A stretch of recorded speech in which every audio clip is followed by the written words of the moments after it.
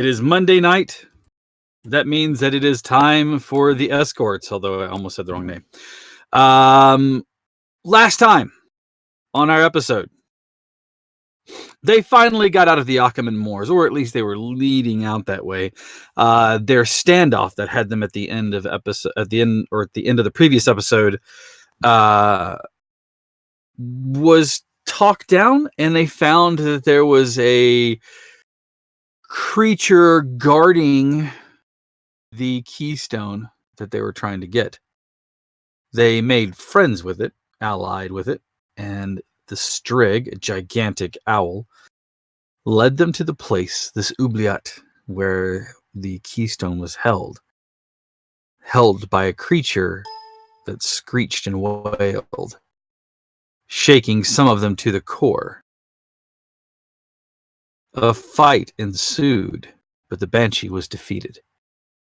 As the Banshee was laid to waste, the orb, the keystone, dropped. It was quickly recovered, and eventually they made their way through the underground of the castle, the undercroft of this keep that they were in, and found themselves far from the moors, or far from their camp at the keep. They made their way back, and a conversation was had. Talking ensued, and then finally they broke camp and started making their way north. One more job. A little bit further. As they left the Achaemenid Moors behind, they came across a wagon. Heading the wagon was a gentleman by the name of Beric, who had a small contingency of followers. And that's where we'll pick up tonight. But first, let's go ahead and do the other stuff that we have to do. So thank you to D&D Beyond for the use of their utilities, their all of the things that they have. They have released in there coming soon, if you are a digital person, the Adventurer's Guide to Wildmount, I believe is the name of the book, but it's basically the Critical Role official WotC supplement for Wildmount. Now, they do have another whole campaign guide for Tal'Dorei, which is from Green Ronin Press, but it's another publisher. This one is officially WotC and is coming soon, if it's not released now, to the store there for D&D Beyond, so you guys can pick that up. It actually has new archetypes and new magic and things like that. There's a new school of magic. There's a whole bunch of different things coming to there. And again, yeah, Dunamancy, and that is coming soon. They also have, if any of you follow the first story, there were vestments. From my understanding and what I've read and seen from the interviews, there are new vestments. Not all of them are good and mean well. Some of them are not, and they do not mean well. They do not bode well at all. Give me 1 second there. Hey, I can see myself now. So that is coming soon to D&D Beyond. Let's give a huge shout out to our partner here in Huntsville, to Lucky Dice Cafe, where you can find me playing live games every Thursday and Friday. Our Thursday table is full. It is an ongoing campaign, so unfortunately there's no more room at that table. However, Friday Night Adventure Night is always ongoing, and we run something different most every night, or most every Friday. Sometimes I do small continuations, such as we did Humblewood. But we've also done Kids on Bikes and Monster of the Week, as well as Star Wars and a few others. Speaking of Monster of the Week, don't forget to check out our new show on Wednesdays, run by our very own Quentin. It's a Monster of the Week game called, remind me again. Eyes of the Fallen. Eyes of the Fallen. And we still have our Esper Genesis game on Tuesdays and Thursdays. You don't start up until when? You're muted still? Till we get back from Winter Fantasy. It'll be the week after. Okay. So the week after we get back from Winter Fantasy, speaking of, if you are in the Fort Wayne, Indiana area, such as our good buddy Steve, a large contingency of us are gathering for Winter Fantasy, which is put on by Baldwin Games, and it is a 4-day adventure league, just all out running games every day. If someone who has never been to Adventure League starts Adventure League with Tier 1. They, on the first day, if they catch it right, they can play all 3 of the first tiers, and they'll be in Tier 2 by the time it's done. And then they can play the next day 2 Tier 2 games and get another level, and then 2 more Tier 2 games that evening and the next morning. So by the time they get finished with all 4 days, let's see, you'll gain Tier 2, Tier 3. You won't quite make Tier 3, but you'll be pretty close to the end there, or to the start of Tier 3, which is pretty good because you level up in Adventure League every 4 hours of play or at the end of the adventure. So it's pretty good stuff. So come up and see us. I know that I'll be there. Maddie and Quentin will be there, as well as Steve, if I'm not mistaken, you're going to be making it, at least an appearance there. Mm-hmm. And then we're also going to have some friends of mine from here locally. Carl and Sarah and my friends Chase and Megan will be there, as well as Nancy, who is Maddie's mom. The Mama Bear will be there, and I think that's it. It's a group of us, a large group of us all going to be there. So if you're in the area, again, like I said, come say hi to us. If for any of you who will be heading to Katsucon, is it the following week for Winter Fantasy? Mm-hmm. I know that Quentin and Molly will both be there for that. So go check them out if you're going to that, which I know also Decca, one of our other players, will be there as well, if I'm not mistaken. Yep. So go check them all out. Go say hi to them. Drop by. There are some upcoming changes, if anybody hasn't known. Thank you very much to Quentin for putting out all of our community messages today. Quentin takes care of all that for me now, since my life is a jumble mix of, oh, that's right, I've got a game tonight. Oh, wait, I've got another game tomorrow. Oh, wait, I have another game. Oh, wait, I have more. So I'm helping. Very much so. So thank you to Q for doing all that. And again, a huge thanks for Maddie for being our host and moving all of our stuff to YouTube.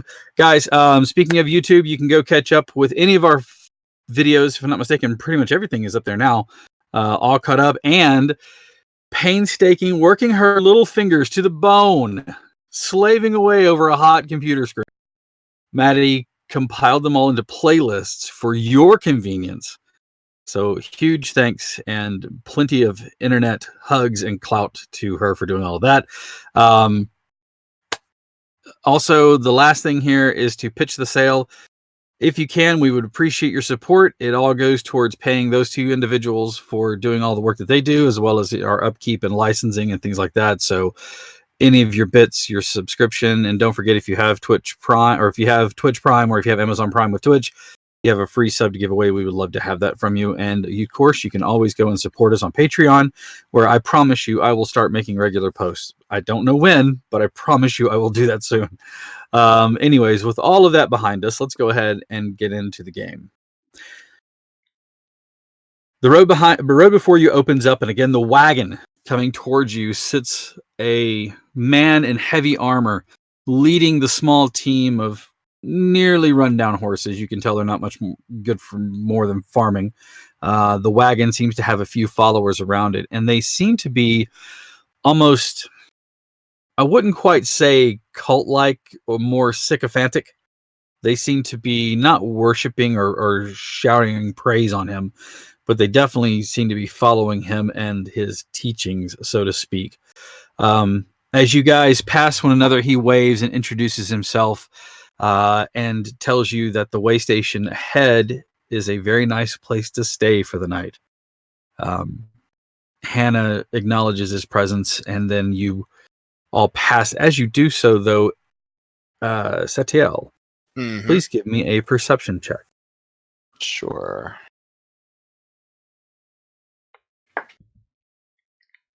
Hmm.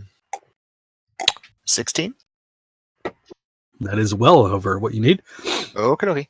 As you pass the man in the cart, something very familiar. At first, you can't quite place your finger on it. Mm-hmm. As well as a few others that are following him seem to ping with something. It's, like I said, it's a very familiar feeling. And as you realize, whatever it is you are, those who pinged on your radar seem to be the same make and not necessarily model, but Definitely the same make as you. Oh, okay. He looks at you quizzically as you pass one another, and he smiles and kind of gives you a salute. But it seems to be only to you, as though he recognizes you for what you are. Satya will nod and just... All right. As you continue on northward, ahead of you, the kind of low hills, the rolling hills of the moors break away, and you can see they sweep down into a valley. It is a narrow thing. It's not very deep into the valley, but you can see that there in the bottom of the valley, you see smokestack or smoke rising up from what appears to be a very large inn or tavern. And it is definitely a way station. Hannah is excited, and she starts to regale you with tales of this location. And as you go down the slope, you can see that it is larger than your eyes believed you, or made you believe it beginning. Heading down into the valley, you can see that it is almost a keep in and of itself, if not for the fact that it was made of wood. There are a few outliers where you can see stable hands shuffling to and fro. The building itself is probably 4 stories tall, and it is a big squat thing. Looks almost like a box with sweeping steeples where windows peek out from the boxy form of it. There are wagons and horses hitched up. Some are being led to stables. You can see people on foot wearing heavier clothing, some wearing lighter clothes coming from the south, from a different path than the one that you were on. And as you start to head in towards where the keep is, or where the way station is, the first pattering of rain starts to hit your clothes. Your travel cloaks quickly become soaked with water as the rain turns from a sprinkle to a mist to a drizzle to a full-on downpour. You arrive at the way station right as the bottom falls out of the rain, and you are drenched in a torrential downpour. You quickly hand your horses over to stable boys who look like bedraggled little rats standing in the water, and you yourselves escape to the inside of the way station. As you enter, you can see that you yourselves, Hannah and Lambert, have made their way in, the rest of his team taking care of the animals, doing the duty that they need to do to make sure the carts are stowed and that the animals are cared for. The first floor of the way station is massive. The main floor has large wooden pillars that hold up the upper floors, and you can see where individual rooms with only drapes as curtains for doorways stand off of this main floor. A large bar that runs 40 feet from one end to the other seems to be the main sitting place for those who wish to sit individually or shoulder to shoulder with their fellow comrades, and then tables sprawled all around the place. Some of the pillars that hold this place up you see double as fireplaces. The stone ensconced with wood on the outside, treated with something to keep it from burning. The whole place is warm and inviting, and it's very good for drying off your soaking wet clothes.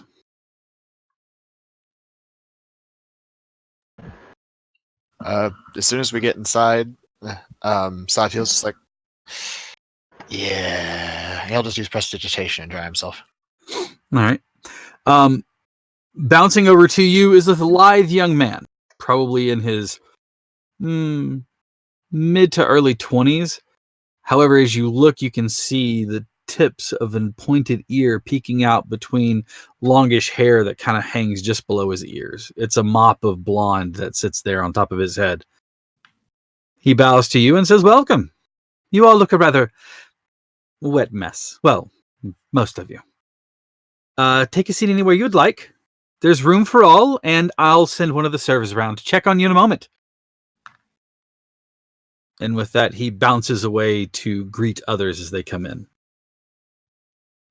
Hannah wastes no time, and she beelines for a rather large table that looks like it would accommodate all. What are the rest of you doing? We'll start with Satiel, since you're the dry one. Yep.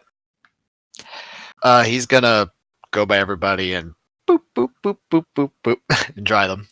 Just With using pressure messages. to dry everybody off. Yeah. All right. You- Bless you, sir. Oh, it's okay. Don't worry. And I do like the dog. He just shake I it was about all to off. say, just before he gets to Ezra, he's like, Ezra's already shaking his hair, so there's water everywhere. But Just now he's wringing it all out. He just stops by the tube and just boop and dries them both anyway. All right. Zora, you can see that looking quickly around the room, you can see that the table that Hannah picked is not in the middle of the room, but it's pretty close. And but you do see that there is a chair that'll allow you to keep your eye on the front of the room. Satiel, looking around, you can see a small contingency of individuals inside of it in the main room, but at a smaller table. All of them seem to have hoods that are pulled back, but they give you the idea that they are all of a scholarly sort. You can see books laid open. They're all having a conversation about something as they're sipping some drinks from stemmed goblets. Ezra, as you enter in and start to head over to the table, you get some interesting looks from individuals. well, we're changing appearance real quick. Feels the stairs instantly. Masks for a more human Which appearance. draws some oohs and ahs from individuals, but nobody seems to instantly jump up and draw weapons. Yeah. Mello, to the party's chagrin and to your delight, there is a stage that is currently empty that sits towards the back of the room, flanked on either side by those little private rooms that are there. Oh, they need mood music for those rooms. Again, it's not there. It's using those as kind of like right behind on either side. Your stage though is facing the main tab. They're gonna get good vibrations either way. You do see some instruments set up on the stage, even though they're not currently in use.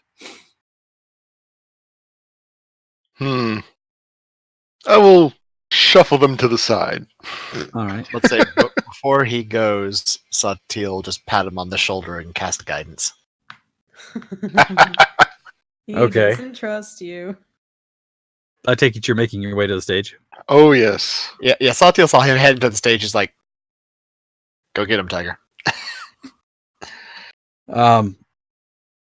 Tunga, one of the things that strikes you are these large copper cylinders mounted on the back wall behind that big 40-foot long bar.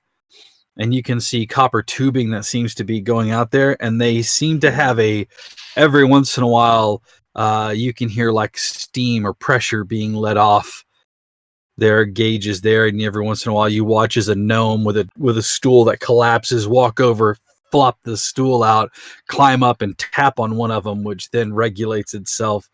Or he quickly runs over and goes, oh, and then grabs this little metal handle that releases pressure, and it lets off a psh as steam goes out of it. That was a close one!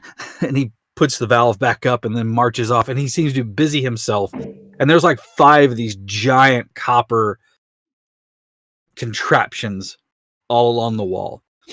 You watch as following him around is another gnome, and then you see a surly-looking dwarf wearing very foppish boots, like they're supple leather that are folded, almost like a pirate boot with a heel to it. As he walks, you watch as he kind of clicks his heel, and as he does, he jumps in almost really high up in the air and grabs a tankard off of a hook that's there and lands again. And then he'll go over and open what appears to be a tap on one of the tubes, and we watch as it fills with this beautiful amber liquid, the head forming on the top of it, and he closes it off quickly. He swirls it around for a moment, then takes a deep drink, licks his lips, wipes his beard, and sets it down and goes, "This one's good." Ooh, one for me, please. As you walk over to him, as you start to say, ooh, one for me, sliding into your vision like this, you see not a half orc, a full-blooded orc standing there. You want a drink, boss? Am I boss? Yeah. Yeah, you the boss. You want a drink, boss? Yeah. Yes. All right. Please. I need copper, boss. Pay me copper in the hand, boss. Okay. How much? Which one you want? And he points to Oh. one of the Uh, five. Eeny, meeny, miny, that one, and I point to the one that's like closest to me to the left of me, I assume. Okay. Yeah, he walks over to. He says, that one 2 copper, boss. Sure. 2 copper. I will give him 2 copper. All right. You drop 2 copper in his palm. He walks over. He doesn't have any trouble reaching up and grabbing one of the tankards off of the hook.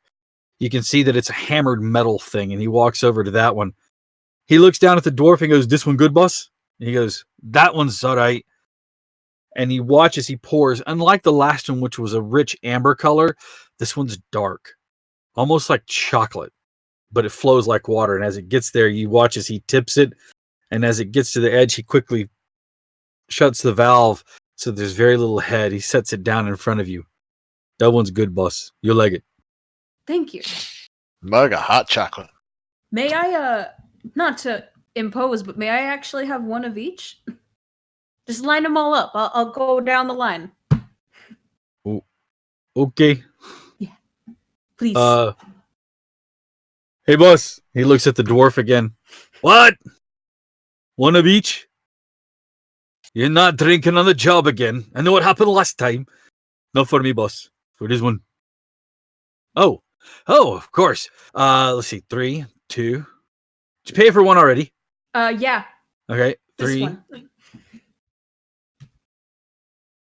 Tell you what, give me 2 gold. I'll get you one of each. Done. For sure. All right. And he takes it from you. And he nudges all right, big boy, get him. And you watch as the half orc or the orc walks down, each one giving you one. The first one he pours off is almost like a reddish color to it. And you sets that one down. Then he goes and gets the next one. You watch as it pours out, and it has almost it's like a light honey color, or like a straw color, almost like a clear yellowy pale looking color. And he pours that one, sets it down, and he goes through and gets you one of each. And you can tell that each one of them is a different color, a different head. They have all sorts of different flavors in there. Yes, it's a craft brew. Steve over there chuckling at me. I mean, I'm more laughing at the cat that's trying to scale the wall behind me. Oh, I see. Kitty break. I see the kitty. So yeah, he sits one of each then in front of there. He goes, "You want something to eat with that, boss?" Oh well, yeah. What do you recommend? You watch as he reaches down underneath. He pulls out a sheaf of parchment, and he smooths it out and lays it in front of you. And you can see there are 6 different items on there. One of them is a hearty stew, made with a pork roast. Yeah, made with a pork. There is a lamb roast, which has potatoes and carrots and things like that. There is a whole chicken, or a whole game chicken. There is one that it appears to be mostly like a mix of garden vegetables that have been steamed. There's no meat on that one. It's just all vegetables. Is that 5? Is that 4? 4. 4? Okay, 5. Okay. The 5th one is coney, so rabbit. And the last one is a braised duck. All excellent information that means nothing to me because I can't read common. I can't. Hold on. Hang on. I got to call shenanigans on that. I've never been able to read or write common. As the character or as the race? as the character. Okay, never mind. I was like, None of his people can read or write common except for the traders who interact with people on the mainland. oh, that's right, I forgot. He's an islander. So you look at it and it's all gobbledygook. Ezra. He looks at you expectantly. What you want to eat, boss? Ezra will come up at this point. You're You interrupted see- by a scintillating rendition of the bouncing brewmaster behind you. Give me a performance check on that's on that song That you song. looked up there. Add the D4 to that. Ah, that's right, D4. Didn't help much, but thank you. 17 actually. Okay. Stop at 7. 17? Nope. 7. Okay. No, actually it starts a little rough, but then you finally like tune the instrument and what are you playing? I just have a lute. Okay. As you tune your lute, realizing that the water kind of helped to Hey Tim, welcome. As you tune the lute to try to get it together and you finally pluck out a song, making up the lyrics as you go. Something to do about the width and girth of this place, and it's only belied by the creative crew behind the bar, so forth and so on. How all travelers come from places afar. Anyways, after a while, you watch as people start to stand to the side and kind of like clap along with you. But they're all incredibly white in my imagination, so they're on the one breeze. So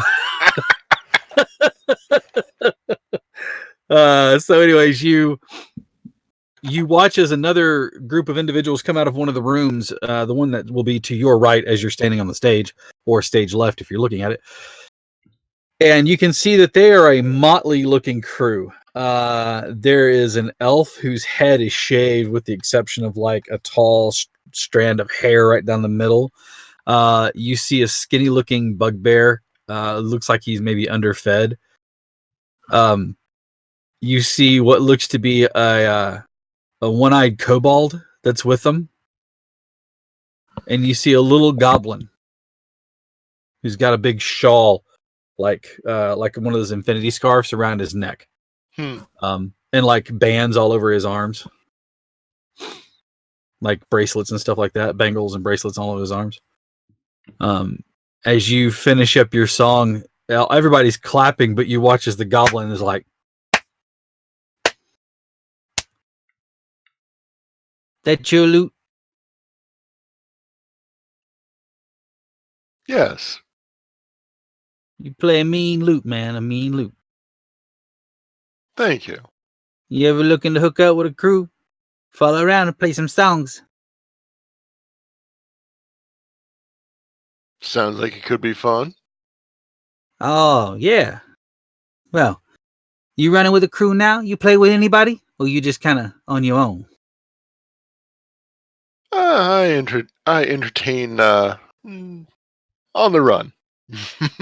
Yeah. My name's Dominic. Call me Dom. Last name's Ruse. This is my band. We keep it real tight.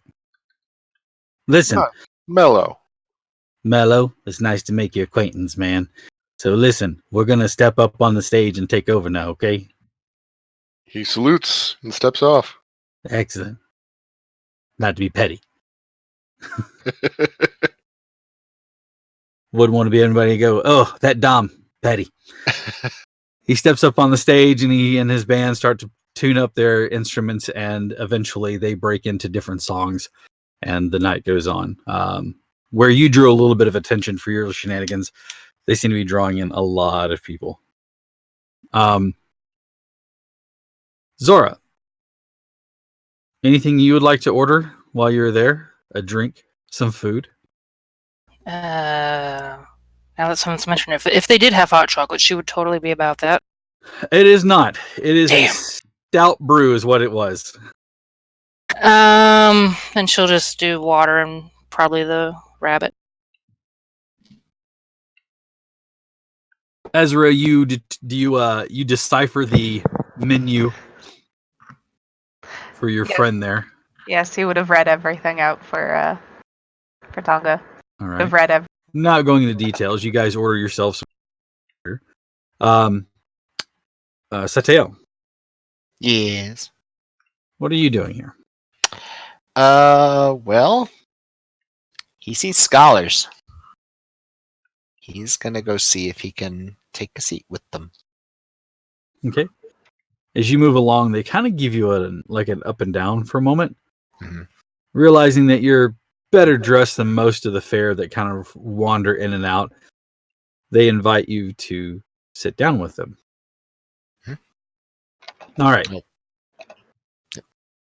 There is a young man with sandy blonde hair and blue eyes, human. And there is a older gentleman whose hair is brown but is shot through with gray, and he has a trim beard. There is a woman with them who seems to be very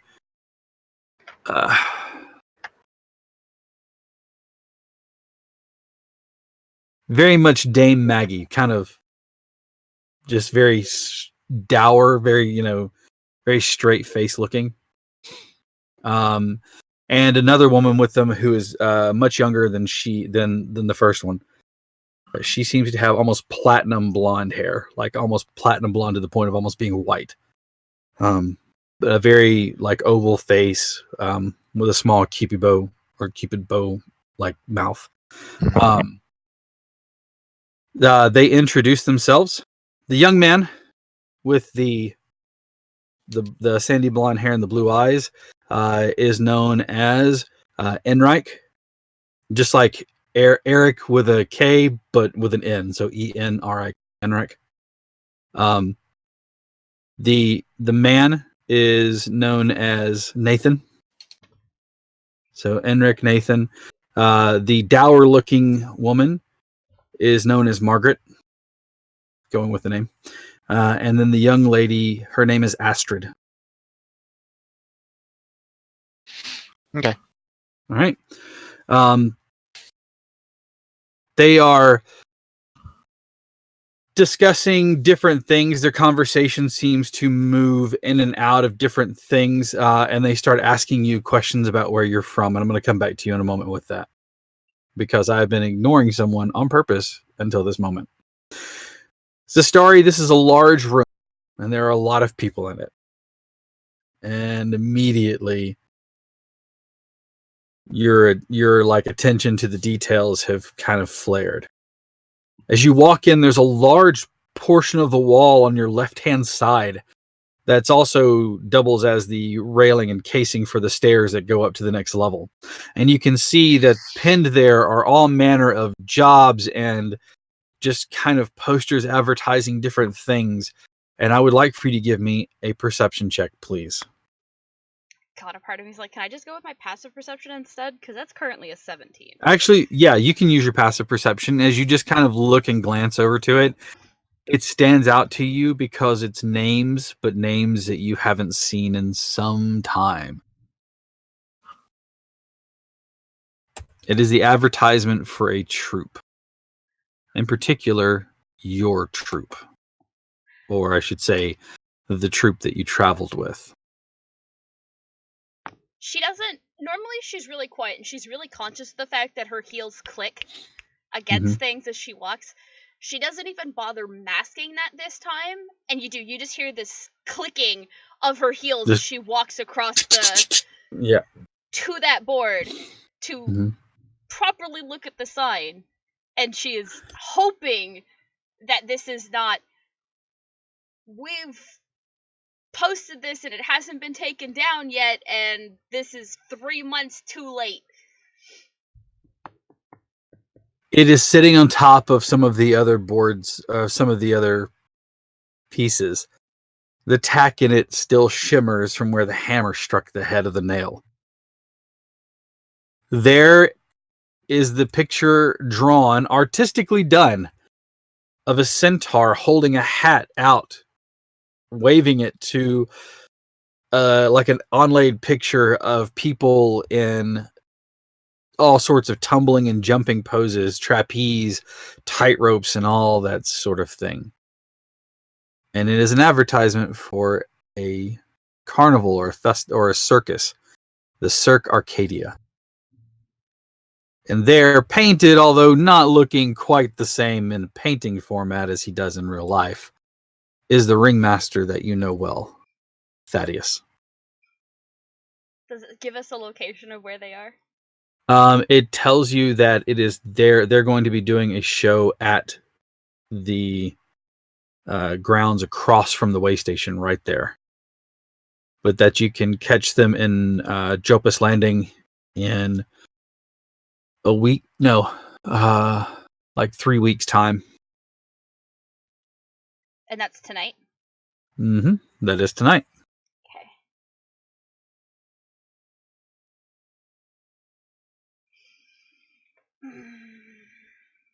So, you have the poster. I'm debating if she tells the party or not. Michigan J Centaur, shut up. I am really Hello, happy honey, with the hello, name my that I darling. chose for him, okay? Fuck you, Steve. It's a good name. But what time of the day is it right now? With you guys traveling the way you were, I would probably say it's getting on closer to the later afternoon. So probably around 3 or 4. So the show probably hasn't started yet. And you know that the downpour would have prevented them from getting everything fully set up. I'm gonna is it still raining if I glance out the window? Mm-hmm.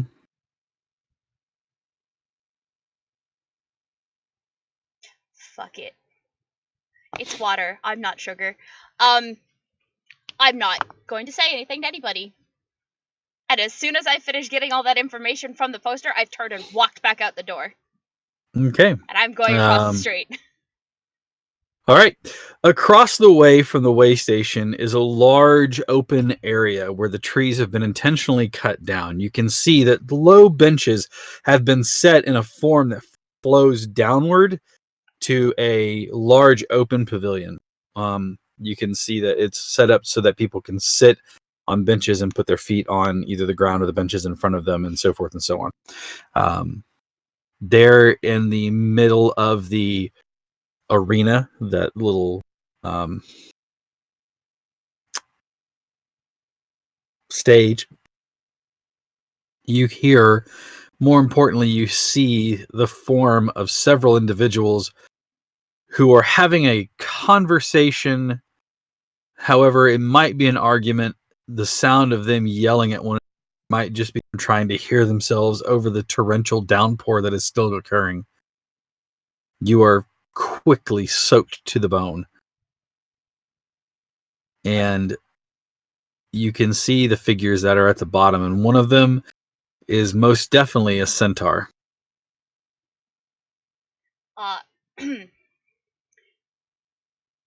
She composes herself at the entrance. Is it did they get the tent up? You can see that they were not going with it because of the way that this stage was. They were trying to erect the trapeze poles and the tightrope, so they're trying to erect the poles themselves, but the rain is kind of preventing them from doing so. Okay. Then she is going to kind of go around because you don't approach horses from the back, and she's going to be so that she can at least approach Thaddeus from the side. Okay. I'm going to call out to him despite the rain. Your heels sink a little bit in the terra firma, as it is less firma and more of like a mud heap. But you eventually come down and shout out his name, and he turns. And what does he sound like? I honestly don't know. I kind of had this idea that he would sound a lot like Barnum. Yeah. Like No, I got it. I just had something else in my head because But whatever you I can do a got's lot of probably voices. better. I can do a lot of voices, but I can't do. Whatever what you've got's Hugh probably Jackman's better. Barnum. So As you call out his name, he turns and crosses his arms, expecting to get into another argument with someone. You watch, and even through the rain, you can see his features soften as he looks at you and crosses his arms. As I live and breathe. Is that you? Has our Aurora turned to us? as you live and breathe, dear.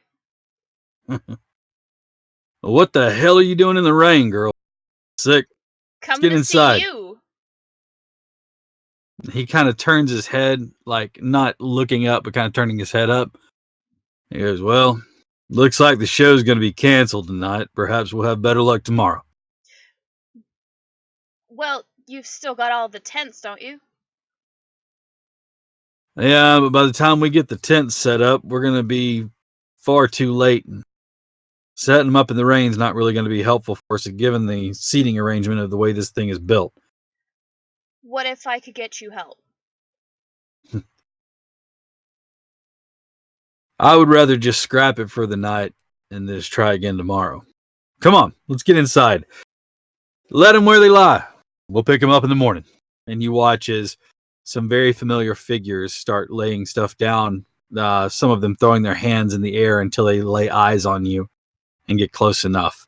You can see Ilgar and Bloodclaw, along with Distrand, and you also see Aloe, who is all moving, putting down equipment and starting to strap up. And as they see you, they immediately run over and greet you with the aplomb that they would have had, knowing you and from your days of traveling with them.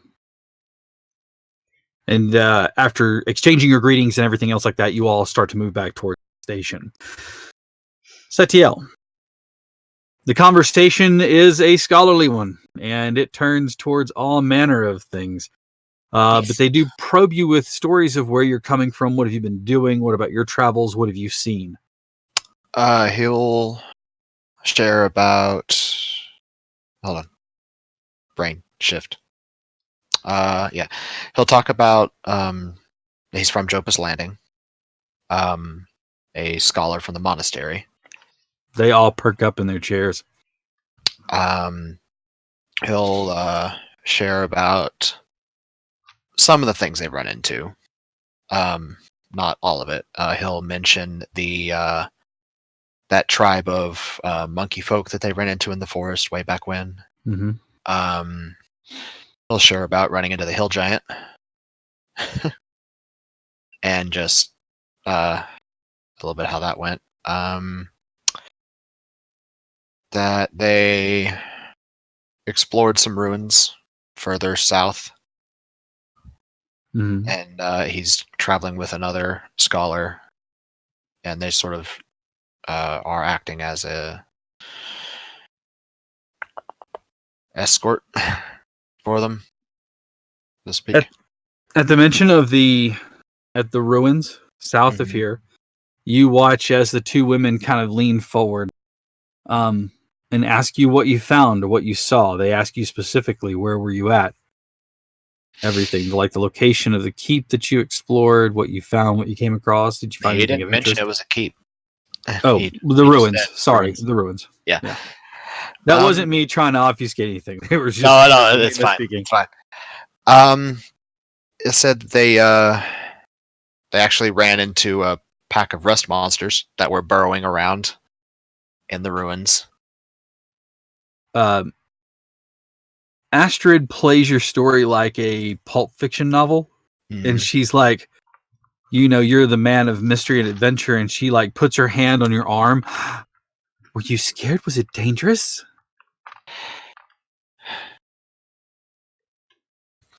Meeting monsters out there, how can anyone not be scared? Was it dangerous? Yes, absolutely. But at the same time, my friends were in trouble. What is your passive perception? His passive perception is a 15. Okay. You can see that when she leans over and puts her hand on your arm, that Enric looks a bit like his mouth is drawn into a line. His eyes are kind of like a little furrowed. She pays no mind to it, and she goes on. She says, what happened? Obviously you defeated them or you got away. Yeah, they were defeated. Did they? How rust monsters? And she turns and looks at Enric and says, "You're familiar with all of the beast and creatures that walk this place. What do rust monsters do?" And he goes, "Well, not all of the beast and monsters in this place, but most of them I'm familiar with. Yes. The rust monsters have a tendency to be drawn toward metal objects with which they devour using their antennae." Absolutely. And his attention drawn to the man a bit. It's like they're also a burrowing, sort of insectoid type of creature, and their carapace also sort of holds the same sort of rusting capacity for any weapons that might come against them. That I knew. The burrowing was unfamiliar with. I thought they were mostly a dungeon-dwelling creature that was sort of inhabited areas and places that were already formed. I didn't think that they actually burrowed through. So that's a fascinating part. And he starts writing that down in a book that he has. Yeah, it was an interesting. I hesitate to use the word. I almost want to say conclave of them. There were approximately 8 that came out of the tunnels. That is quite a few. Mm-hmm. That's interesting. I thought they were solitary mostly. And he goes, "Thank you." And he flips through his book and he starts writing down a new thing. The Aeoni. You said that you met some Aeoni? What were they like? Tell me more about them. Well, we were trying to make our way out of the forest that they lived in, but they wanted us gone quickly. So they actually picked us up and carried us through the forest faster than I've ever seen anything move through a forest, honestly. How did they move? They swung through the trees. I'm sorry. They swung through the trees. Yes. We were airborne almost the entire time. Fascinating stuff. And they deposited us at the edge of the forest and then left us on our way. He taps his quill. Actually, he's using a piece of graphite. He taps the graphite and he flips the pages back a few others and he goes, "You have some very interesting traveling companions. I happened to notice when you were walking in that you came in with what appears to be, was that a sea elf that I saw?" Oh, yes, that's my friend Tangaroa. "And what was the other fellow? He changed shape." Oh, Changed shape, tusks, odd looking. Flipping through the book again. Flipping through. Was it an Oni? Yes, actually. Not sure of what specific sub-race he might be, but I need to. Can I speak to them? That's fascinating. Well, if he looks over, well, when they're done eating, I could call them over. You can see that probably at this point in time, each of you has a tankard in hand, like enjoying. Nice big tankard of water. Oh, okay. Yeah, same with Sora. So I'm the only one getting shit-faced, is that's what we're saying. You've got like the little. So has anybody ever gone to one of the bars that you get the sample? Like you get the 6 of them in a. So you're like, but they're full tankards. So you're like, I like this sampling process. This is really good. Yeah. I imagine I found one that I really liked at this point and ordered like 2 more at least. Huh. Probably the amber colored one, like the first one you got, because it's more of like an ale. So the stout one is like almost like drinking bread. It was pretty heavy, sticks to your ribs. So think of it like a really good stout. The pale one was a pale IPA, or and then you said several others in there. I'm not a drink connoisseur, but you do like the ale. That's your favorite one. They tell you that it's crisp and refreshing. You realize that he tells you it's made using an apple, and you can actually taste the apple like in it. But yeah, you can look over there. Looking over there, you see that. Yeah, you go to shatter it. It's made of metal, so it just goes clunk on the table. Another clunk. The dwarf looks up at you. Don't dent the tankards. I'm sorry, and I put it back. You're damn right. You're sorry.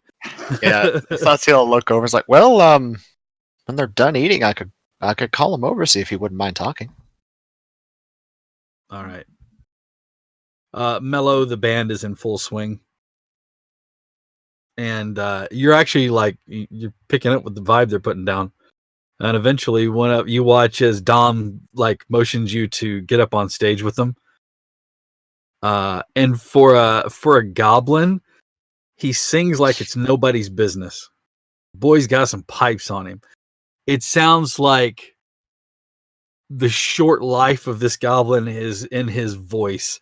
It's this rough, raspy, like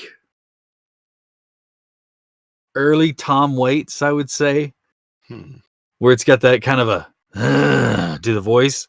It's more of a gravelly growl, and it comes out in that, and they're playing like it's almost like a cigar box kind of guitar that's being played as well as like the drum is like the kick, a snare, and a hi-hat only. And you watch as he plays off of it. He actually like plays and grips it. But it's, like I said, it's slow, dolorous tunes that they're playing out. But the crowd is into it, and they're all kind of just like swaying and stuff like that. But he pulls you up on the stage with him, and he tells you to tune your lute and let's get to going. Give me another performance roll, and with advantage. What's that question? Does Mello go by Satil as he's going up? No, the stage is way back. The Okay. I didn't know where he had positioned himself after he was told to get off the stage, so I was asking. I assumed he didn't go far from the stage. Yeah. Fair. Alrighty. I was gonna say if he goes by Satil, it'll be like a high five guidance, but That's the numbers I've been looking for. So advantage, right? Uh-huh. So it's not a 2, but it is an 8 on the die, meaning 10. I mean, that's average. As you're Wait, playing, was that a saving throw? Sorry. no, No. it was not. Aw, damn it. And he is not within 10 feet of you anyway. Okay. Or, 5 feet or 10 feet, whatever it is. 10 feet, yeah.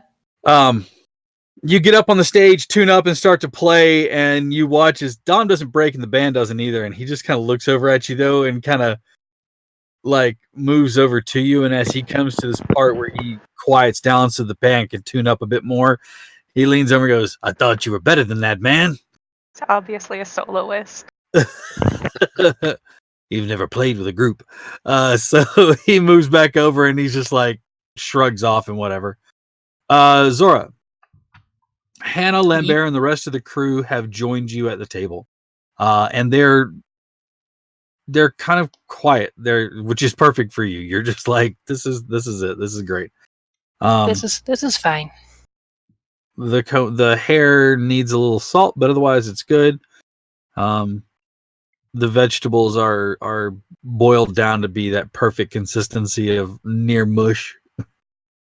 As you watch, the door bangs open, the rain still like now blowing sideways from the wind, and you watch as in walks your companion, your ally, and right behind her, ducking his head to make sure he makes it into the door, you see she's accompanied by a centaur dressed in what would normally have been finery, but it's a bit of a mess from the rain. Behind him, you see a few more characters entered in. We see a male, what appears to be an elf, but his skin is purple or purple black, and his hair is white, although it's currently matted down to his head. You see a male tiefling that walks in, and behind him is another tiefling who looks a bit different than the first one that came in. And following them, you see a beautiful dryad female. Her outfit is made from the branches and leaves that she has sewn together and kind of blended in. Of all of them, that's the one that probably catches your attention the most, given your own nature. She just kind of goes, huh, and goes back to eating, honestly. She's not really thrilled with Zestari at the moment. Got you. The table itself is at occupancy, but you watch as Thaddeus kind of guides everybody over to one of the more private rooms. Ducking inside the room, you can see that it is set up with throw pillows most of the way around. There is a large, what looks to be a vase with 4 tubes coming off of it that seem to be set to metal aperture that sit on these little hooks. There is also a fireplace in here that keeps it nice and warm. And as you all enter in, everybody, with the exception of Thaddeus, takes to one of the cushions. He tucks his legs under himself and slowly sits to the ground and engages you. Been a long time. Well, I mean, when you need to run from the man who just drags you out of a circus. No, I get it. I hope he didn't cause any trouble for you. No, we're pretty good liars. I mean, actors. No, Liars was right. Well, But we told him we didn't know where you went to, that you had left. We hadn't seen you in a week. They bought the story. Do you want to explain any more? Or you want to keep that to yourself? well, you know that I'm the youngest of 4. That's fair. And I wanted to do something that was me. It was for me. Wow. And this did it. It was safe. I wasn't hurting anybody. But heaven forbid I tarnish Papa's perfect reputation. Well, I told you then, I'll tell you now. You're family with us, and we'll protect you as long as we need to. That being said, you may have left the circus. Those idiots, they didn't buy it. Every once in a while, we'll catch them tailing us. Occasionally, town to town as we go. I'll tell you now. And he kind of looks around and he goes, Aurora, be very careful. I haven't seen them. That doesn't mean they're not nearby. You understand?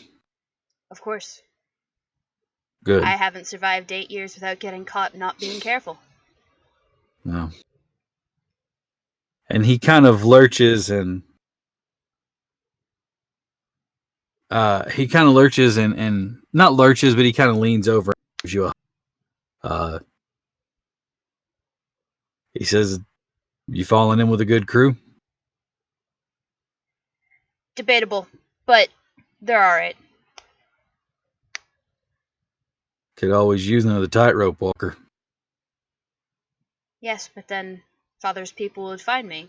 I'd be exactly where he thinks I'm gonna be. That's true. That is if they got back to report him.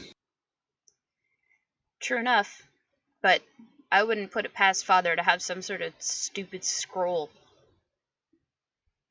Well, He can't let the disgraced daughter of the family go. well, how much does your crew know about us? A little bit. I mean, if we hadn't been floating on a dinghy for 2 weeks, I'd have shown them what it was that I could do on a tightrope.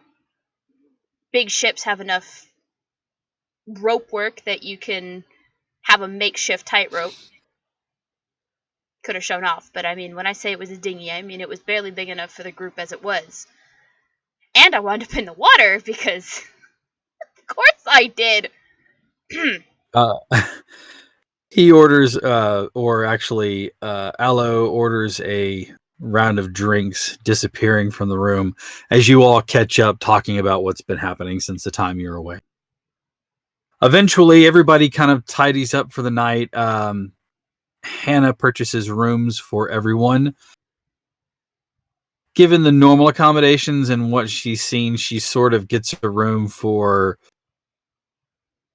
the boys and a room for the girls, herself included. So it's like, I say girls. So, yeah. 7 of you. Yeah. And eventually you all retire. One room on the 2nd floor, the other on the 4th floor. And she sets up for the night. All right. Before the night ends, Mhm. Satil will walk by Tangaroa, sort of pat him on the shoulder. Hey, What up? no, you're not asleep yet, you dunce. Oh yeah, you're drunk. No. That's the wrong ailment. Yeah. Hmm. He gauges that. Huh? He pauses, looks at Ezra. He's not a bad leader. And then he goes to bed. What do you Would say? you Tangaroa, listen very carefully. I'm listening. He said you're not a bad leader. Oh, that's so nice. Now we're gonna get you to bed, yeah? I'm Okay. so tired. Everything's spinning. Oh, good. Ezra's gonna. Oh, bad. Oh, good. Oh, bad. Please don't turn up on me. That's gonna be a lot of cleanup. I can't. No, it won't. won't. All I have to do is literally snap my fingers and it's gone. Cool. Stay nearby, just in case. And I'm gonna take one of Tangaroa's arms and like move it over my shoulders. Mhm. One hand around his waist, and he's gonna help him up and hopefully lead him to the bedroom. Oh god. Luckily, the boys are on the 2nd floor. Don't shake me too much. I'm not trying to. I know. Don't stir him either. Well, how much does Tangaroa weigh? A little over 200. Can I? What is your strength score? Mine? Mm-hmm. 18. Okay. For those of you who are playing along at home, this question has come up before. How much can we carry? The answer is There's something else that 270 pounds. there's actually something else that comes with the Oni. I think my size is actually considered For your- large. yes. So for carrying capacity, you're considered large. Now, the way you do this is multiply your strength, not your modifier, your strength by 15. You're good. Okay. I was like, wait, somebody math for me right quick. 540 300. pounds. What? 540 pounds. You said your 18. score was Me too. 18. 18. 18 times 15, 270 times 2 for considered large for carrying capacity, 540. Yep. God bless somebody with a brain. Okay, cool. I want to try and Damn carry keen him up the mind. stairs, though. Then. Oh, how are you carrying me? Like a baby, just I mean, he tried cradled that in at your arms. He tried that at first, if anything. You know, when you hold, like, a kid that's, like, resting against your chest and, like, the waist is...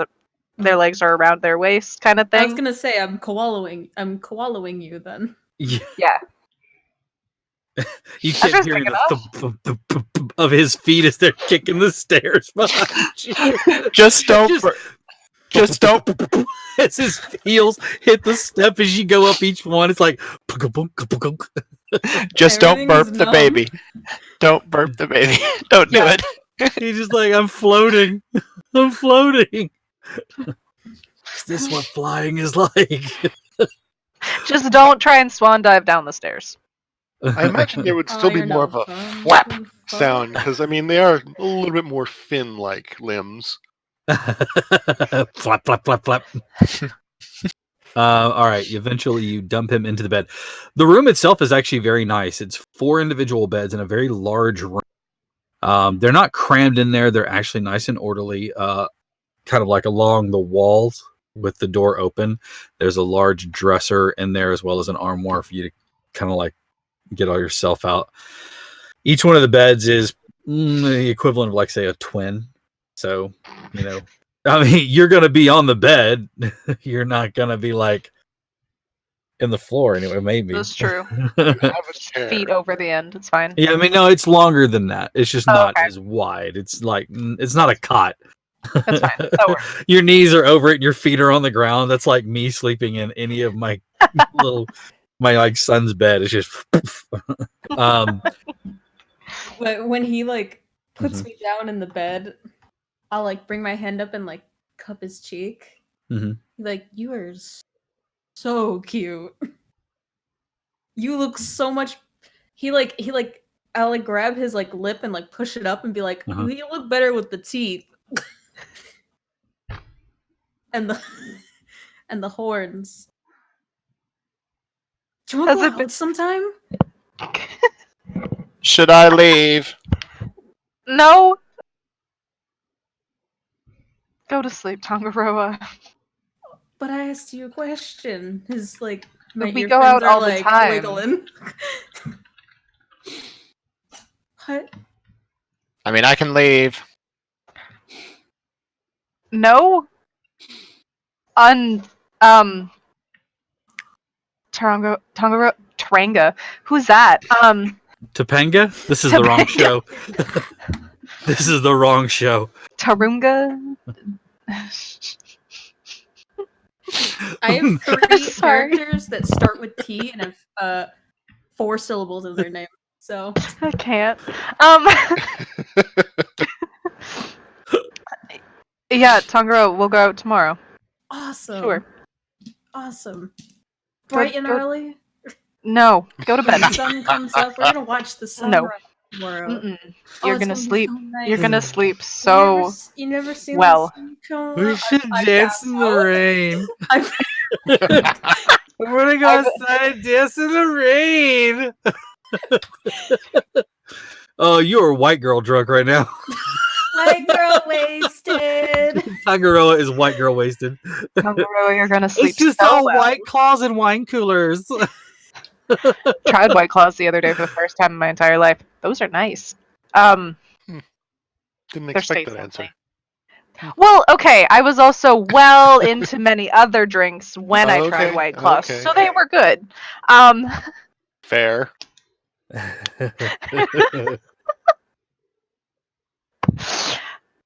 Tangaroa, you're gonna sleep really good and well into the morning.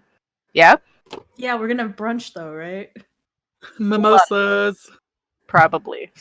Cool. Sleep, and he'll like pat his forehead like lightly and make sure he's like tucked in well to a point where he's not gonna try and get up after. You should You're like, probably "Shh." you should probably drag a foot out and put it on the floor. You're One not here, you foot can. on the you can. floor. I don't know that. That's unfortunate. Sucks to suck. You spent most of your time on a ship. You should know that. Yeah, but he doesn't drink. No. It's literally to make a room stop spinning. If you put Yeah, your foot on but the Ezra's floor. never had that issue. But he doesn't know what it's like to be drunk. If you've never been drunk, he doesn't. Yeah, he got drunk once, and that was during the pit fights, and even then, it was not very. It wasn't this. It wasn't this. So he's never had to deal with the spinning room. Mhm. He doesn't drink very much. Good luck. Spinning room. Oh, we're gonna go to brunch. I'm not having brunch. And He's gonna eventually you sleep. pass out. Yeah, and then once I'm out, So, I'm like- out. Like a light. Light snoring. Snoring like a wildebeest drowning in pudding. Oh my. I want you to There's mark a mental image. inspiration. I want you to mark inspiration. That's just too good. It's like the idea of that just slowly kept rendering through my head. Like, You're welcome. I just have to lean back. It's like the thing of like I just like stare off into the distance, and there's just like this image of that just in my head, just going off. And everybody's really thrown off because whenever they come in and see me snoring, it doesn't seem to be coming out of my face. It's coming out of It's my coming out of the gills, so it's like. Ew. So wait, Oh, if man, like those Tongaro gill falls like burps. really Ugh. deeply asleep, do they like drool out of their gills? Oh God, that's just Oh, I feel like These are that would be. questions that I have. I mean, gross. The yes. terms of service. That's just not safe for anyone. I feel like that's more of a question of anatomy. And at that point, there's a severe medical condition going on if he's drooling out of his gills. Yeah, no, they're not connected. There is fluid in his lungs, and somebody needs to help this man. Well, I mean, there's fluid in my gills all the time. That's how they work. Exactly. Now I've got you with the Abe Sapien collar on. That's got like fluid in there, so you can keep breathing. That's what I was thinking. The Ape Sapien doesn't have lungs. Fuck. That's why. I mean, you have that mentally in my head with that noise you made. I'm sitting there going, "When did we invite Murlocs in here?" I apparently was snoring one day last week, and my husband got so startled he thought he like went around the house to go find where that noise was coming from, and it was me. Yeah. Oh Lord! You know it's only bad when you wake yourself up, which my dad has done many a time in his life. I have not done that yet. Okay, we're playing a game, right? We're playing D&D. Right on. Distractions. Mm-hmm. Night falls on the way station, but it is a 24-hour place. So while you all sleep peacefully, there are still things going on around. However, it's well built and it does not wake you at all. To that point,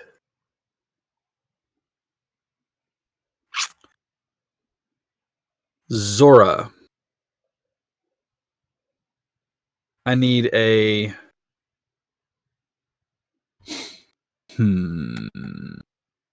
perception check made with disadvantage. Even with Axel out? Ooh, that's a good point. Hang on a second. I'd also like to state that Satiel put an alarm up in the boys' room. Okay.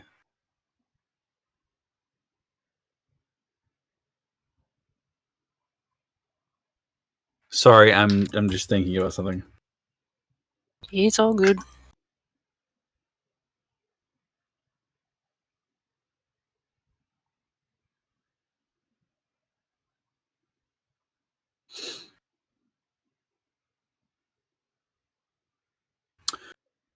What is as I look Zora's like images up?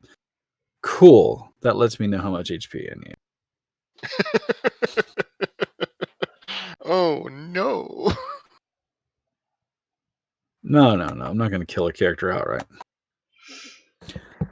Thanks, they're back. Actually I need both of you to give me perception checks. With disadvantage since you were How long has it been? asleep. It's not been enough for your trance. So it's not 4 hours. Okay. Correct.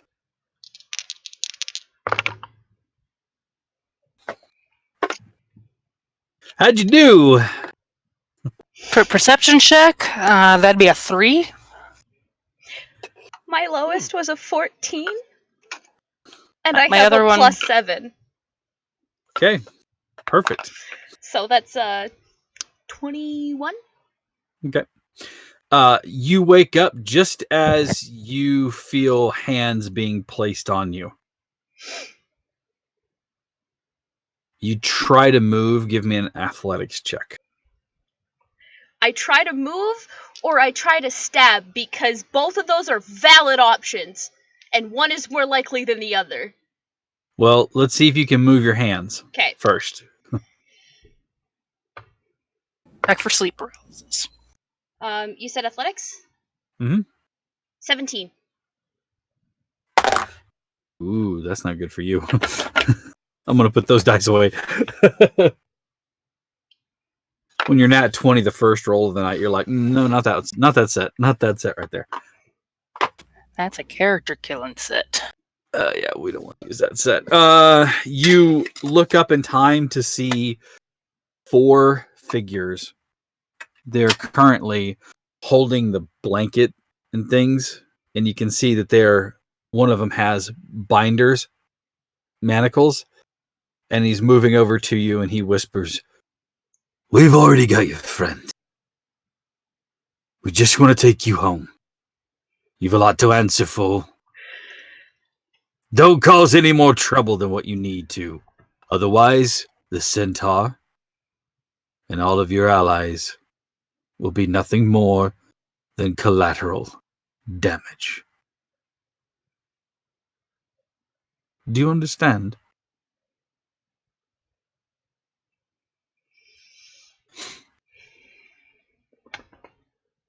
I understand that you can go fuck yourself.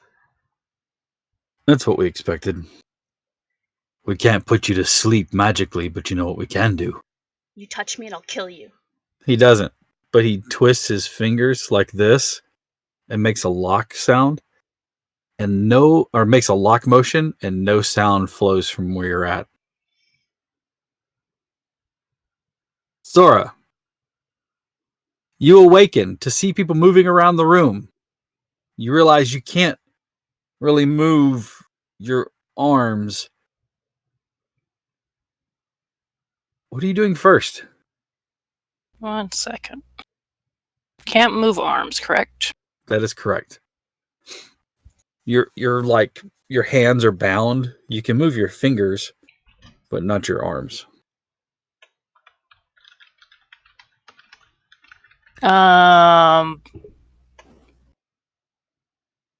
Really quiet and Sylvan to Axel.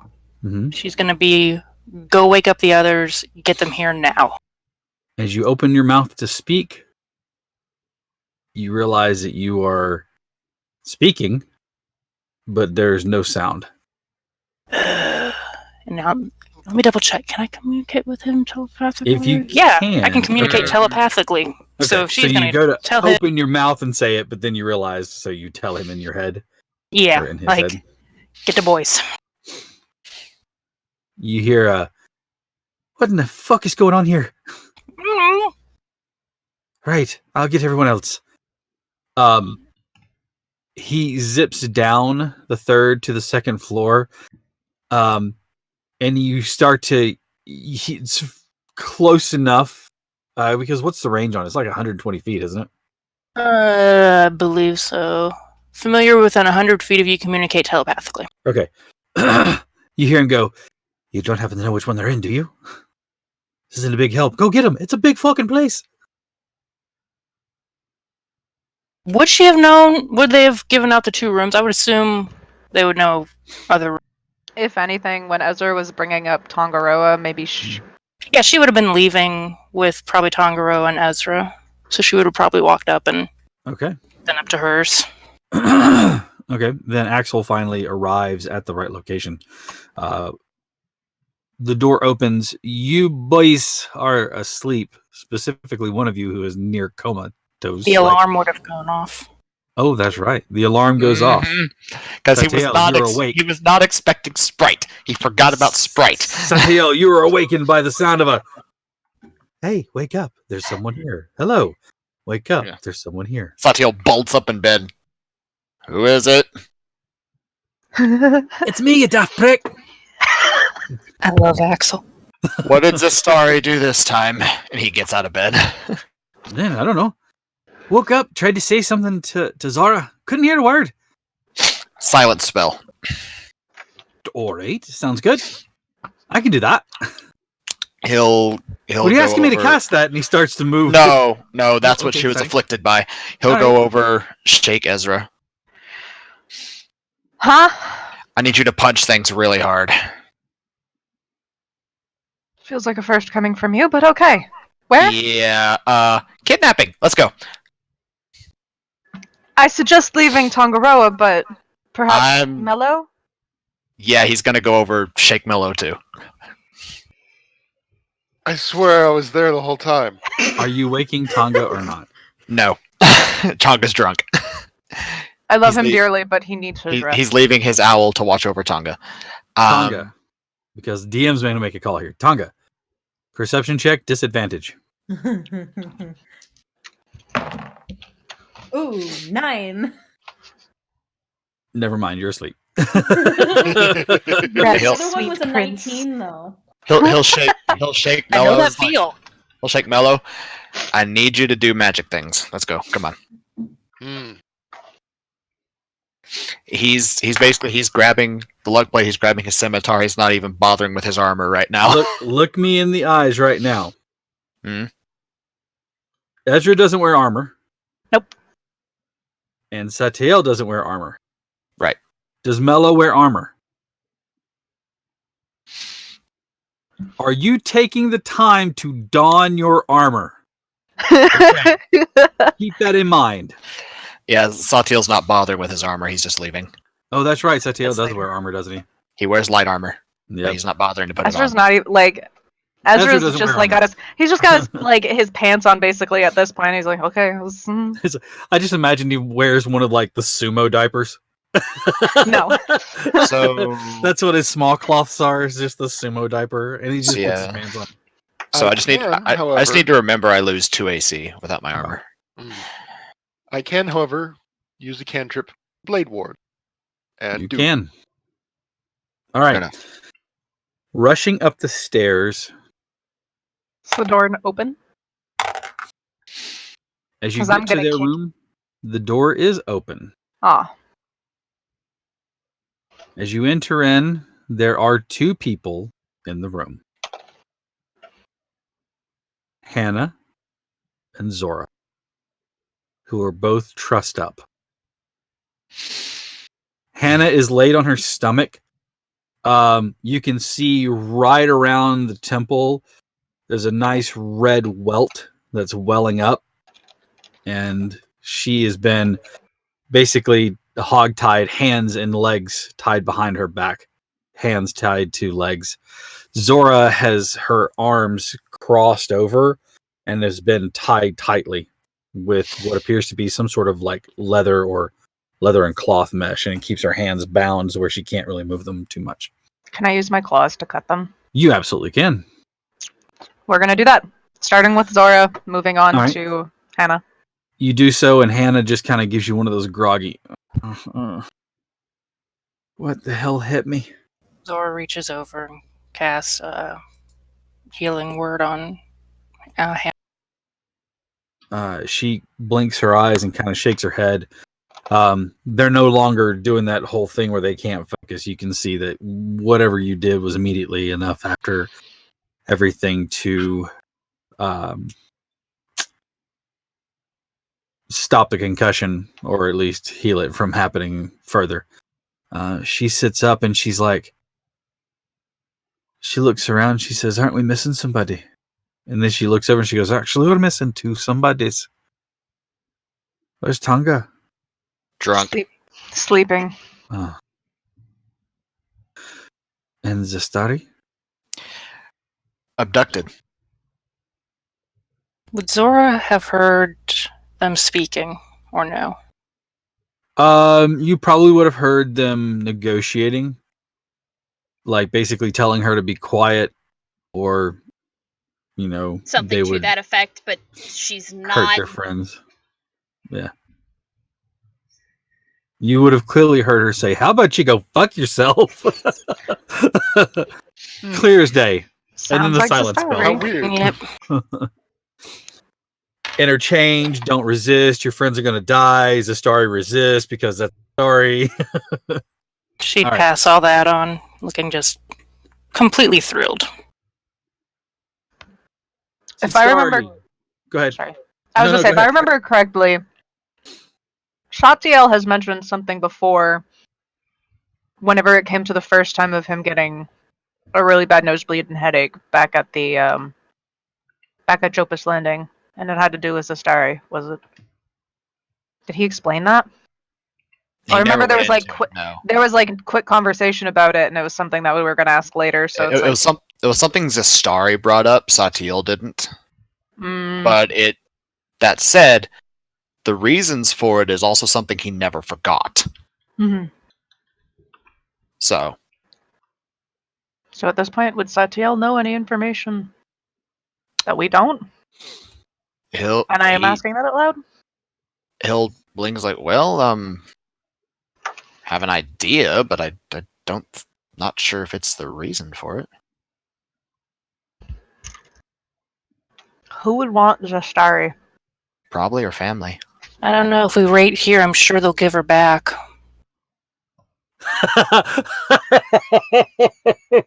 But is she like the kid that got kidnapped and he kept singing like church music, and they're just like, ugh, and let him go? Will she just yell enough for them to let her go? I think that was sarcasm. Didn't work on us. Sora's just putting on her armor just very aggressively. Every time. Just one quiet damn evening. Zastari. Mm-hmm. They move rapidly out of the room. You move with them rapidly out of the room, knowing that you're going to resist. They've bound your hands and feet, and one of them has tossed you over his shoulder, carrying you with your head across his back. They get to the fourth story window that's in the end of the hallway, and you can see that it's already open. The rain has stopped falling at some point in time, and as he gets to the edge of the window, he looks to leap out with one hand, but instead he stops and whips you full force out the window. And that sensation of falling, and you just start to fall and drift, and you're waiting for yourself to get hit by the ground, and you realize that you're not. Instead, you float and land quietly on the ground. He leaps out beside you, and when he does, he lands also softly right next to you on the ground. Your damaged goods already enough.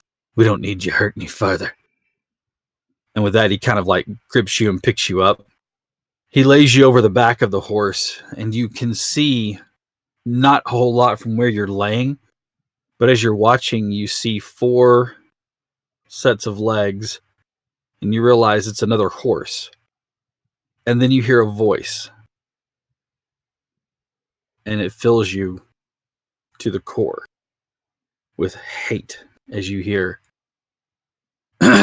I knew it'd only be a matter of time before she came back around. You tell her father he did right.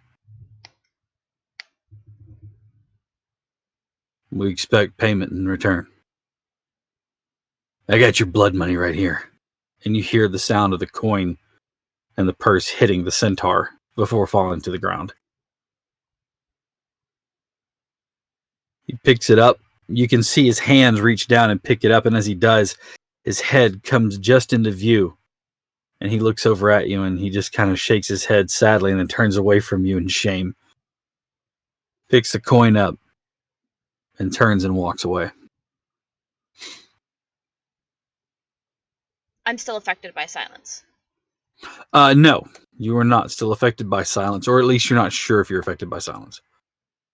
Well, I'm still going to call Thaddeus all sorts of names under the sun. Mm-hmm. And I am not being quiet. I am making as much noise as I possibly can. Perception checks from everyone. Standard. Except for Tangaroa. Actually, I'll let you make me a perception check with disadvantage still. No.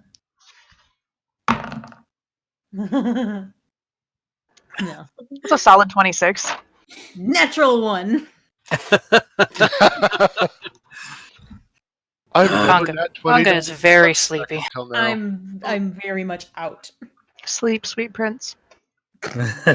Sleep, my sweet. 18. Okay. Excuse me. You said you had a 26 for Ezra? A 19 on the die, plus 7 for perception. You hear it from the police station is on the north. You hear it from the eastern side of the building. Okay. The very familiar shouts and cries. Not really cries as in like bemoaning, but more like the cursing and calling out of many, many names. It's like, wait a second. Blistering invective that is the Just like, story. I know where she is. The radar's going. Weaponized vocabulary that is the story. What window can I go out of? Wait, Just on the off chance that the party doesn't wind up catching up to them right away because they're going to be on horseback, she is going to shout out where they're taking her, such as, "You're not fucking taking me back to Pendleton Vale City, you fucking asshole." You know it's from the eastern side, and that's what you know. is Ezra looking at windows? I'm sure Ezra's telling you it's coming from the eastern side. Zora Just, like, reaches over and slaps him in the shoulder. Go out the window. You can fly now. And she casts fly. I'll do it. You've just given a monk that has feather fall because of the monk abilities. Oh, she does The not know ability- that. No. It's okay. You've made a flying monk.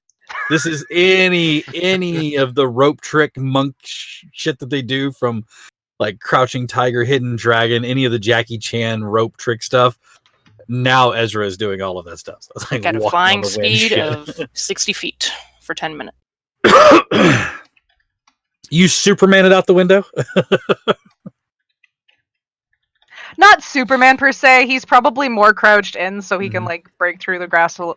Right, you run to the end of the hallway. You come around the corner and run to the end of the hall where you can see the window on the eastern side. Mhm. And sure enough, you do the thing where you bring your hands up to protect your face and just jump out the window. But instead of falling, you realize that you're still propelling like forward. Is there a chance I can land in front of the horse? You don't see any horses, Shit. and the sound of shouting is getting farther and farther away. Actually, I should say you don't see any horses, but you see a centaur.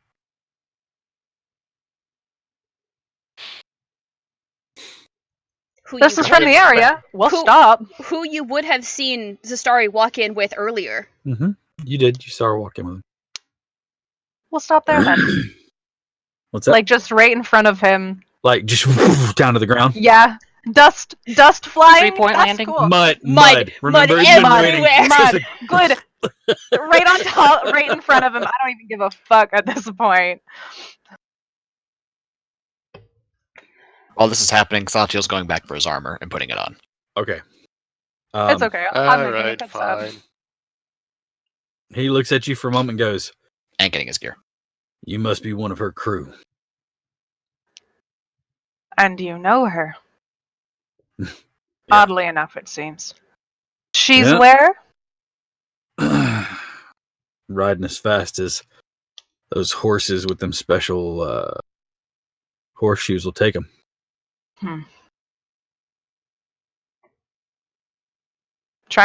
I'm trying to think if Ezra would have the inclination to like have that mindset of does he know why she got caught out so quickly? What's that now? Ask that question again. Ask that question. No, I'm trying to figure out if Ezra would have the mind to reason on why Zastari would be abducted, basically. Because we've really had no issue with this the whole entire time the moment we land here, but she knows him. Well, I can tell you this much. You may not be able to catch them, but I can tell you where their final destination is going to be. You want to head northeast to Pendleton Vale City. Just get in a ruckus with the local nobles. You'll find her. Why would somebody want her?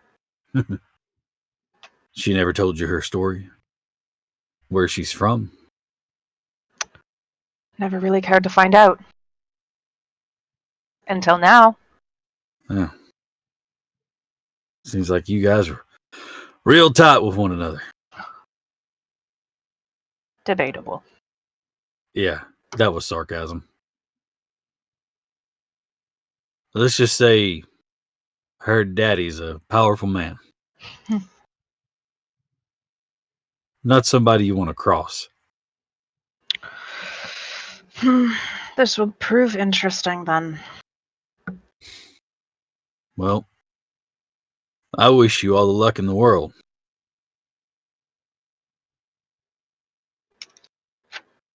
Understand it wasn't personal. I needed some money. We were floating on nothing, and every time we tried to get up a gig, some of her daddy's crew would come along and ruin the situation for us. I saw one way out of it. So you made it personal to her. I'm sure she'll understand in time. That's it's a loaded question. It's a loaded comment. Probably not. That's gonna be a hard pass in my brain. Hard no. That's a hard no, my dude. Actually, Esther just laughs at the comment. Oh God. Oh no, she's There. not. She's always been hard-headed. Well, she can come deal with me when she needs to. He says, you find her. I know you will. Tell her to quit being so damned hard-headed. Honestly, I feel like we've tried that already. Anyways. Pendleton Vale City. You got it? Yep. Good night. And he turns to walk away. Good night and good luck. I feel like I'm going to be on the run for a while. Hopefully, he likes traveling. And Ezra will go back to this. I can still fly. I'm going back through the window that I broke. Whoops.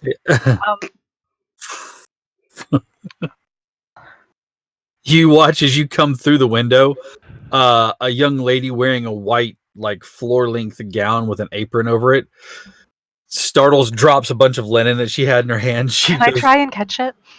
Yeah, give me an acrobatics check. Okay. 19. Yeah, you catch it. It doesn't stay folded, but you quickly get underneath it and stop it from falling to the ground. You kind of... Sorry. You're flying? Yeah, it's new to me too. Sorry again. Kind of like just try and flatten out the blankets a little bit and goes back to the other group. Okay. And she turns around and like goes back the opposite direction from which she was walking. All right. The crew meets up. Hannah is rubbing her temple and she's like, I'm gonna stay put right here. Sorry to say, this isn't my fight. It's understandable. All right. And with that, we're going to take a short break. Give us like 10, maybe 15 minutes. We'll be right back. We're going to stretch our legs, grab a bite to eat for some of us, get some water, go do all the stuff that we need to do. A huge thanks to everybody in the crowd. I see that Zero Mega Prime. We've got Decavolti with us as always. Steve is up in the chat room. Guys, talk to us. We'll talk back. We interact often. Thank you very much. Go ahead and send out a retweet of our tweets, letting everybody know that we are live and on the now playing and having some fun. And we'll be back in just a few minutes. Stick around for the last half of the show. Thank you very much, guys.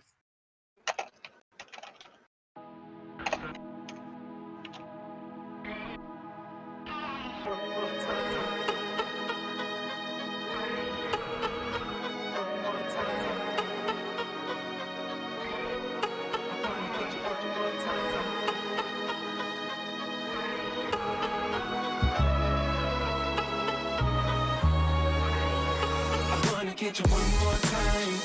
I really wanna cross the line. I do it all before I die. I wanna get it on tonight. I wanna get you one more time. I really wanna cross the line. I wanna get you one more time, one more time, one more time, one more time. I want it one more time. I really need to make it right. Energy I overdose, 'cause I'm ready to reload. I need it one more time, but baby then again twice.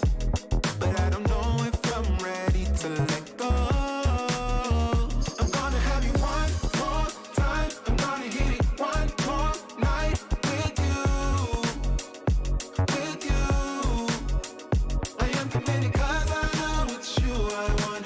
Hope I'll never see you go home. Oh, come along.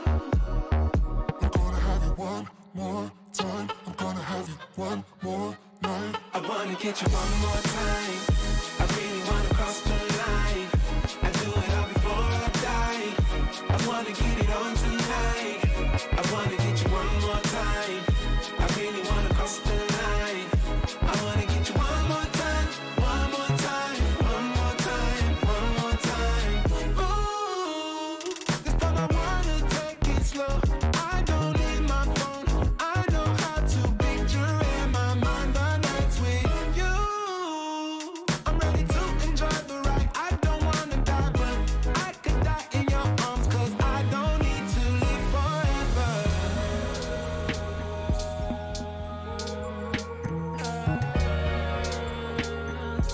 I don't need to live forever.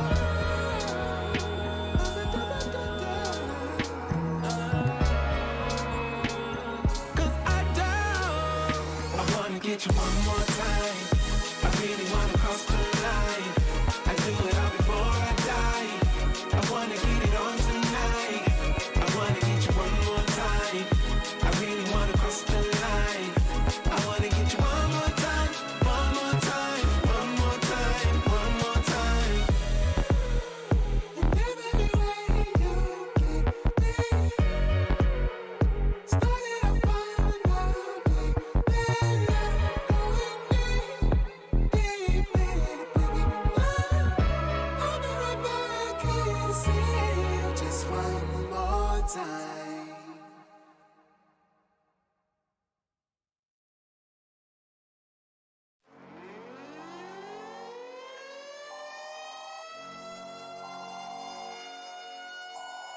This is the emergency broadcast system. The CDC is advising that you stay in your home and walk home. We show up.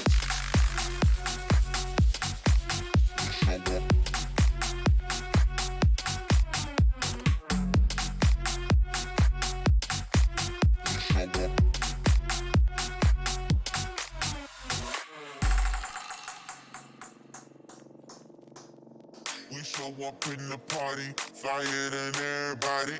We show up in the party, flyer than everybody. We show up in the party, flyer than everybody. We show up in the party, flyer than everybody. We show up in the party, flyer than everybody. We show up in the party. We show up in the party.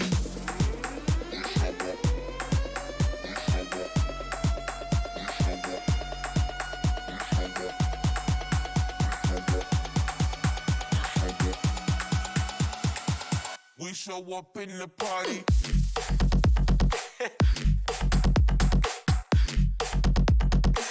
We show up in the party.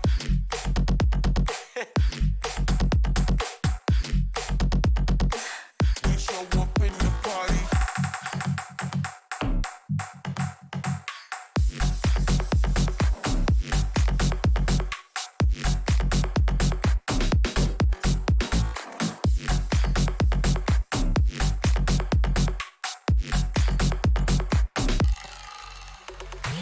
We show up in the party, flyer than everybody. We show up in the party, flyer than everybody. We show up in the party, flyer than everybody. We show up in the party. We show up in the party.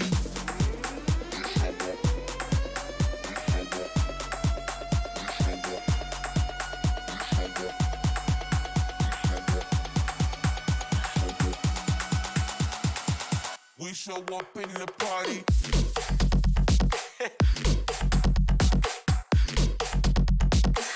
We show up in the party.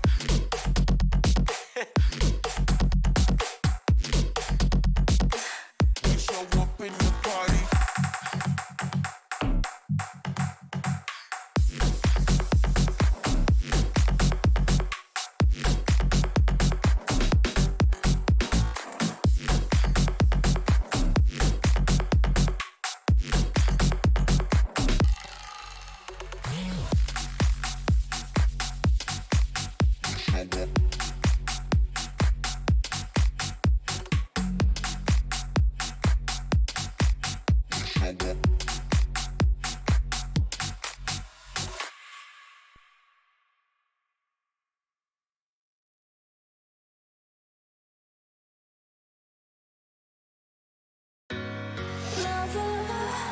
What's holding you down? I ain't like others. Don't let them hold your ground.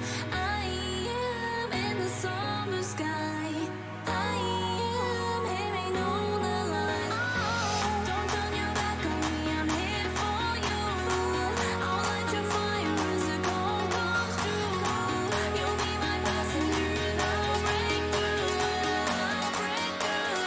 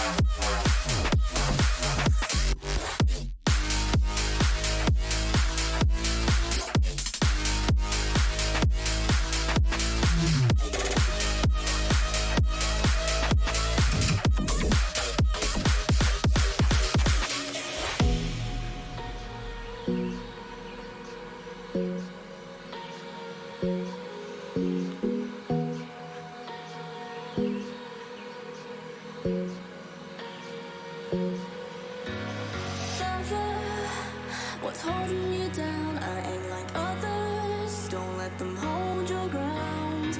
I am in the summer sky.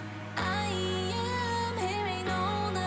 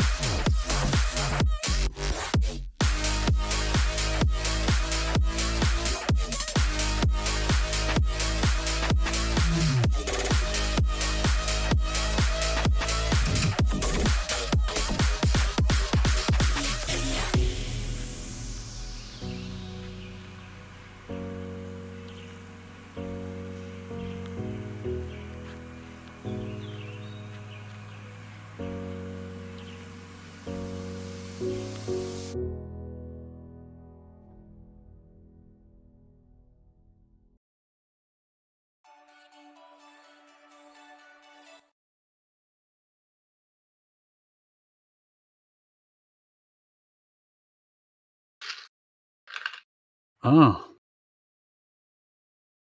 Welcome back, everyone. Let's see. When last we left off, somebody was speeding away on somebody else's horse. Yep. Gross. Now, you've all gathered back upstairs in the fourth floor where the ladies were staying. Hannah tells you that she will stay here and hold on the fort if you're going after your friend. And she says, friend. Going after your ally. That's the word we're looking for, ally.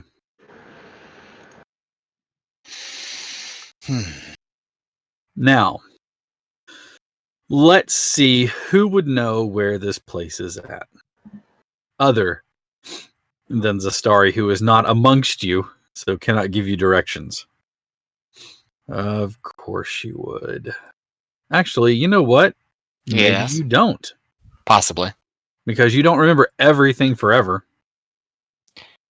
I was just say, would that be near where my tribe and stuff would be? I might sort of know the way. Closer to there. Also, Okay. I can make a roll if you want me to. I would like for you to Yeah. make a roll. What I kind would of like roll for would you like? history check for you there, Mr. Man. And other Mr. Man. Let's go ahead and get a survival check from you. Oh. Okay, not bad. Actually, I'll take that. And I'm just sitting here thinking you're making That's a it all up. Kraken. That's a 20. That's a 31 on that check there. 17. Yeah, the collective knowledge of you two idiots, you figure out where the city is at. And I say that affectionately. I just got this like moment About of the just, players, like, not even the characters. yeah. I mean, I'll watch that. I just had this moment of like, yee, that I got a skill check that was over a 30. As I told Chase on Thursday night, sometimes I grow tired of your fuckery. All right, so you do know where the city is at, and you do realize that it will take you some time to get there. Yeah. However, you can also go overland as opposed to taking the roads, which could possibly shorten your trip by quite a bit. All right. However, there's a problem. There's Who a owns a horse? Nobody. Like around here, or Could be considered like a horse. Yeah, Steve. Around here. I want you to go to everybody and take a poll. Hello, sir. Do you own a horse? Yes or no? Yes, not Hannah anymore. had horses that we were using. We could see if we could maybe borrow them. Mm-hmm.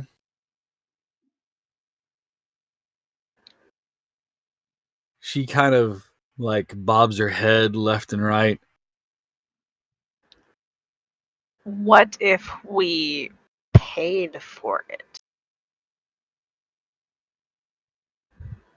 That might be. I can't loan you the horses because then you take off and I've lost horses. Especially if I never get them back. And while I trust you a lot, I really do. You can understand where I'm coming from. Mm. You know. I'm not saying that you'd steal them, but if something should overtake you, or you succumb to something, I'm still out horses and I'm out escorts as well. At least with you purchasing them, I could recoup my losses. Should I lose horse and escort? Does that make sense? Yeah. All right. I'll allow you to purchase the horses then. I'm sure we can get a good deal from it.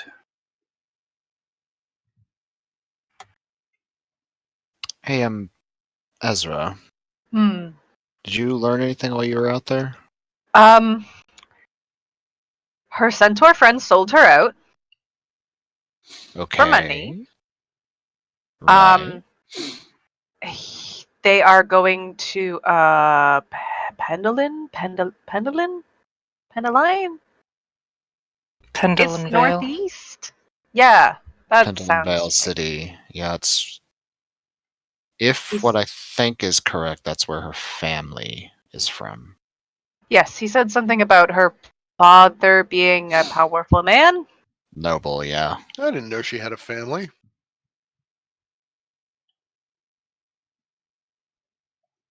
Didn't she talk about her siblings at some point? Yeah, she's the youngest of 4.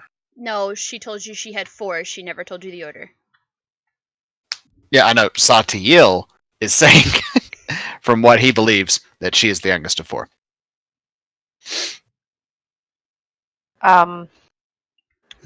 He's making an educated guess. Given personality, actions, etc., etc., etc. Basically, Satael doing Understandable. Satael things. Yeah. How many siblings do I? Thankfully, you're an only child. I was gonna say only child. Oh, I'll yeah. say I'm not Spoiled sure, but rotten. you might have a lot of descendants.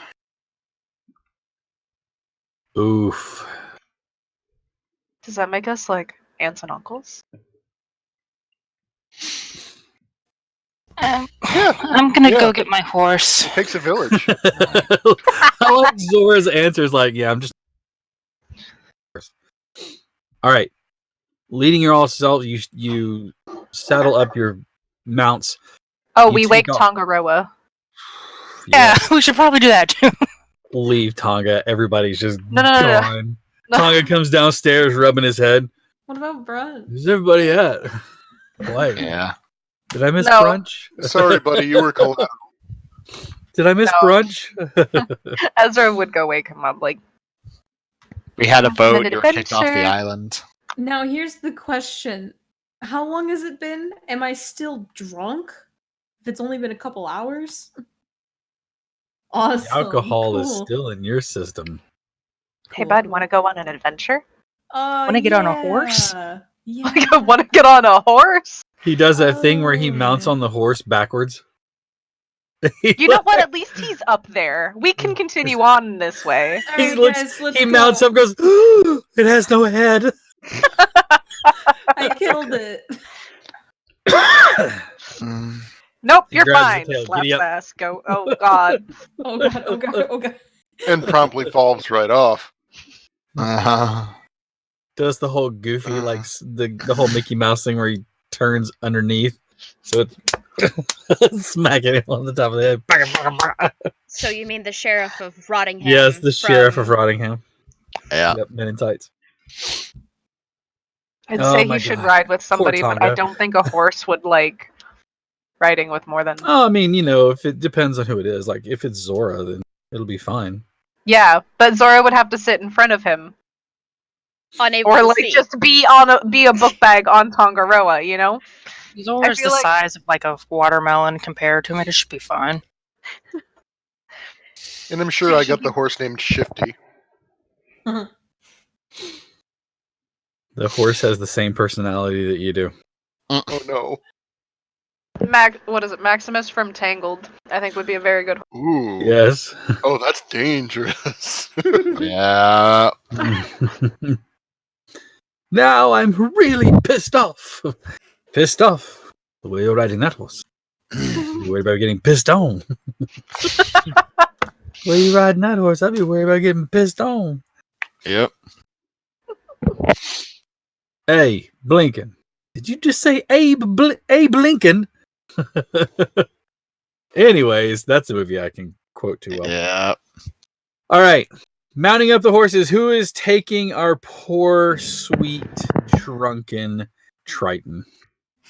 And does anybody grab Zastari's stuff? Nah. Nope. Ezra doesn't consider it. I won't lie.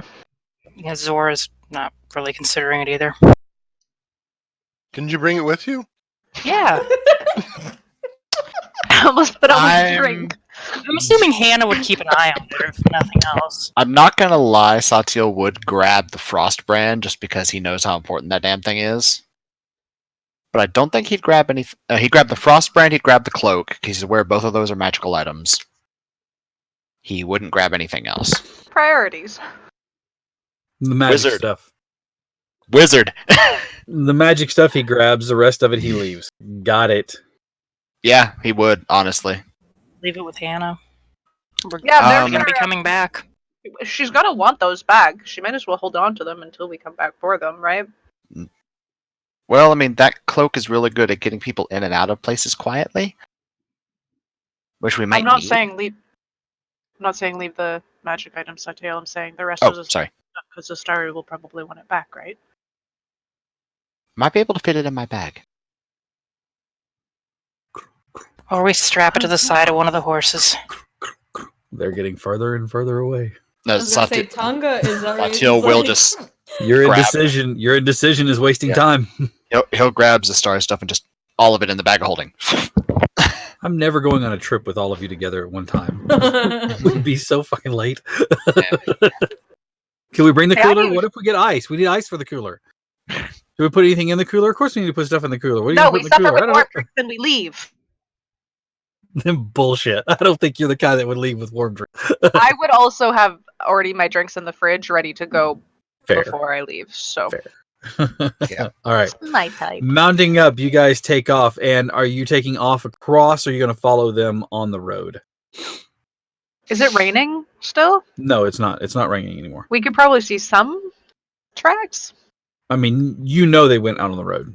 Oh, Yeah. perfect. We also know their final destination, so we could cut through forest. True. And we have a compass. Yes. Until he is knocked out, incapacitated, or otherwise murdered. I can hope. And then we just have an actual compass, and we have someone that can navigate by stars. All right, there we go. Mm. Heading out across the wilds, I would like for you to give me a survival check, whoever is in the lead. Me. No, I would No. like to Probably say. not. I'd like to You don't say. have dark vision. Why would you be in Yeah. the lead? I'd like to say Ezra. I don't. You're not know even on what your the own fuck's horse. happening. Yeah, you're not even by yourself. I'm I'll rolling say How can I now. know where the fuck Okay. we're going if But I I'll say don't? whoever's doing it, 14. Satiel will That's like- help by because he Alright. always knows which way north is, All so he right, can help direct that way. All right, so you said a 14? Mm-hmm. Okay. You steer everybody in the direction that you know it to be. Now, here's the problem. Mela doesn't know where the city is. Satiel does, as does Ezra. I did say Satiel was helping. Yeah, you said helping go north. You And know if where anything, north is. I'll take the lead. Then you give I'll me make the sure- survival check. Oh, okay. Fair. Okay. 19. Okay. Yes, you lead the horses as quickly as you can, riding through the night. All of you are tired.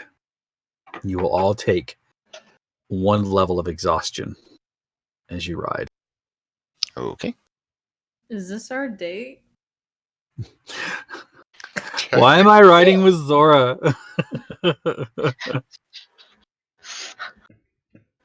Because I'm the size of a watermelon, and you're drunk and can't see at night. But I like watermelon. All right. That's so good. You ride through the night. Give me another roll. At disadvantage since you are suffering from one level of exhaustion. Can I assist and balance it out? Are you trained in survival?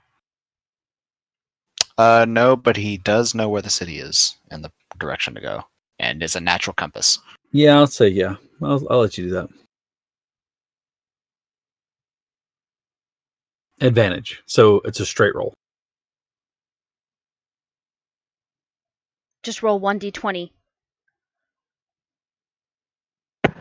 I think you did. So my first roll was a 2. So like Good. the second one was a 1.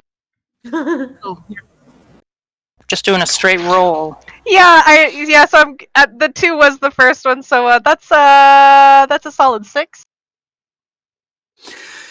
Feels right. Traveling down through the wilderness, you run across a mire in the mud with all of the rain and stuff like that.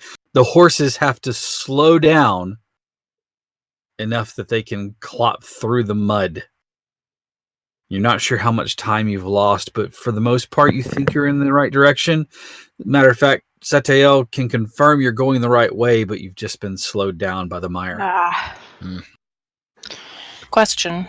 Mm-hmm. Would Zora's Wanderer Outland background help any with this? Not no, not particularly. And the reason is because while you understand it for certain signs, you have to know that they're coming at you. Okay. And you're not familiar with these woods and this area, so it's kind of like, oh, I didn't know that was there. Traveling along. I need another survival check from you. Okay. Just a straight roll because, again, Satael is helping you. 16. Okay. This time, knowing what to look for, especially with the help of everyone, you keep an eye on things. And there is another morass that you come to, but this time you give it a wide enough berth that you go around it without getting mired down. And the sound of water rushing through rock is audible in the air. As you get closer, you have to bring yourself to a stop as you realize that there is a sizable creek and it is rushing through a rock bed and across and over a bunch of rock tumble. Give me a survival check again, and I will allow anyone who would like to assist, even if you are not skilled in it. I will assist. I'm just All going right. to guidance. That will give you a flat roll and a d4 to add to it.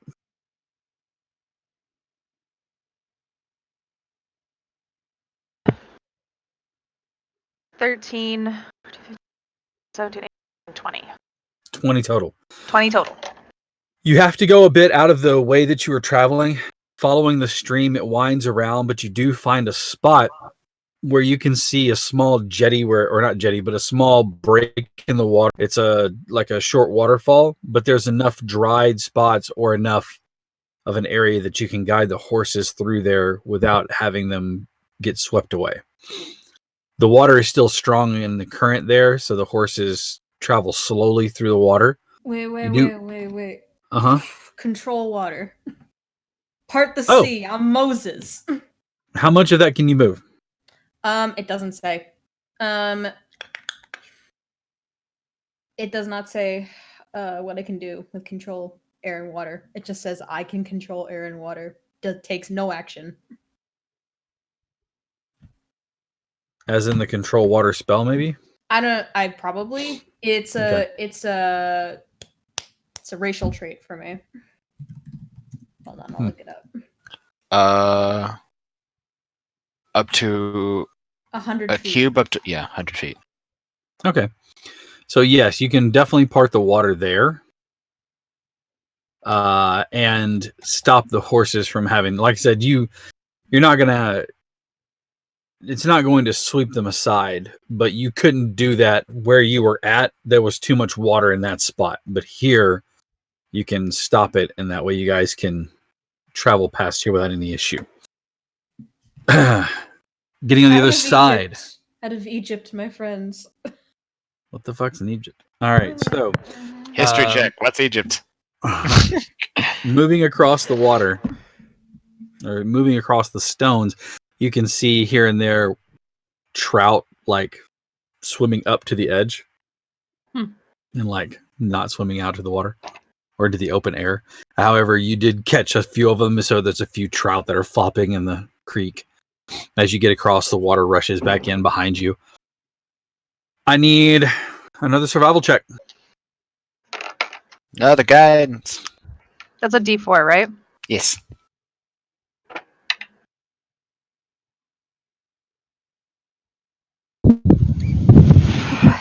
Okay. You speed through the woods again. Here and there, small branches snag at you, but they don't seem to slow you down. You're keeping a pretty good pace. You know that it's still going to be quite a ride to get to where you're going. However, you are making a beeline, whereas the other ones have to follow the roads. And you're hoping that you'll get there before they do. But there's one piece of information that stuck out in your head that you can't seem to shake. You don't know what it meant. I hope you can catch up to those horses in their fancy horseshoes. Fancy horseshoes.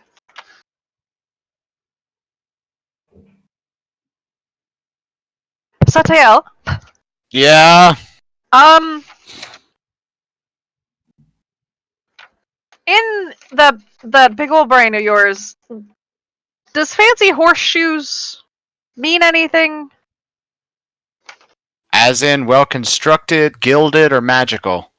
Hope we can catch up to them because of them fancy horseshoes. Probably magical. Huh. Oh, do you think they have spider climb? No. That's Jesus, that's terrifying. Yes! Horses on the ceilings. You just walk into the room. Holds It's up and deadly it's Mr. quiet. Ed. You walk into a room. It's deadly quiet. Here and there, you can see piles of hay, but there's no animal. And suddenly, you hear a from the ceiling above you. Eldritch abomination horse. The tail and the mane are just hanging down. It looks at you, bending its head backwards. Bares its teeth. Oh, Makes me think of the, I'd need to be making an Arcana check for this, maybe. Yes, please. Okay.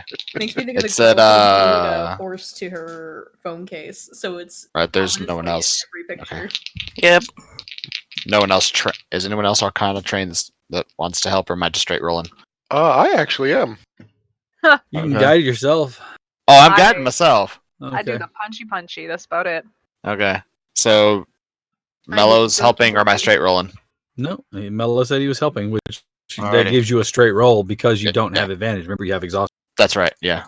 I meant straight rolling. I said I'm rolling 2d10, 2d12. Okay. I'll get there eventually. The 20. 20? Yeah. Yes. No, you are rolling a straight roll. Thanks for that nat 20, Mellow. Hey. So 33. You do know of some magical. I mean, it was like in kind of one of those passing things that your information in your brain kind of knows. You don't recall what they are or how they operate. You just know that they speed up a horse and reserve it from facing any like exhaustion. It seems like it can go further and longer and things like that. Well, if it's anything like some of the ones that I'm aware of, it's a specially crafted set of horseshoes that help maintain the horse's stamina and energy and help fortify their physical bodies against exhaustion for long periods of travel. And it also lets them move faster than normal. So in other news, we shouldn't be rushing right now because they're going to get for us anyway. We are taking a straight line towards the city as opposed to following the natural created roads that move through the more commonly traveled areas of trade and commerce, so there is a chance we might overtake them. However, the Too chance many is slimmer. words. How many days does it take to get there by road? History check. Yes. Okay. Would I make that as well or no?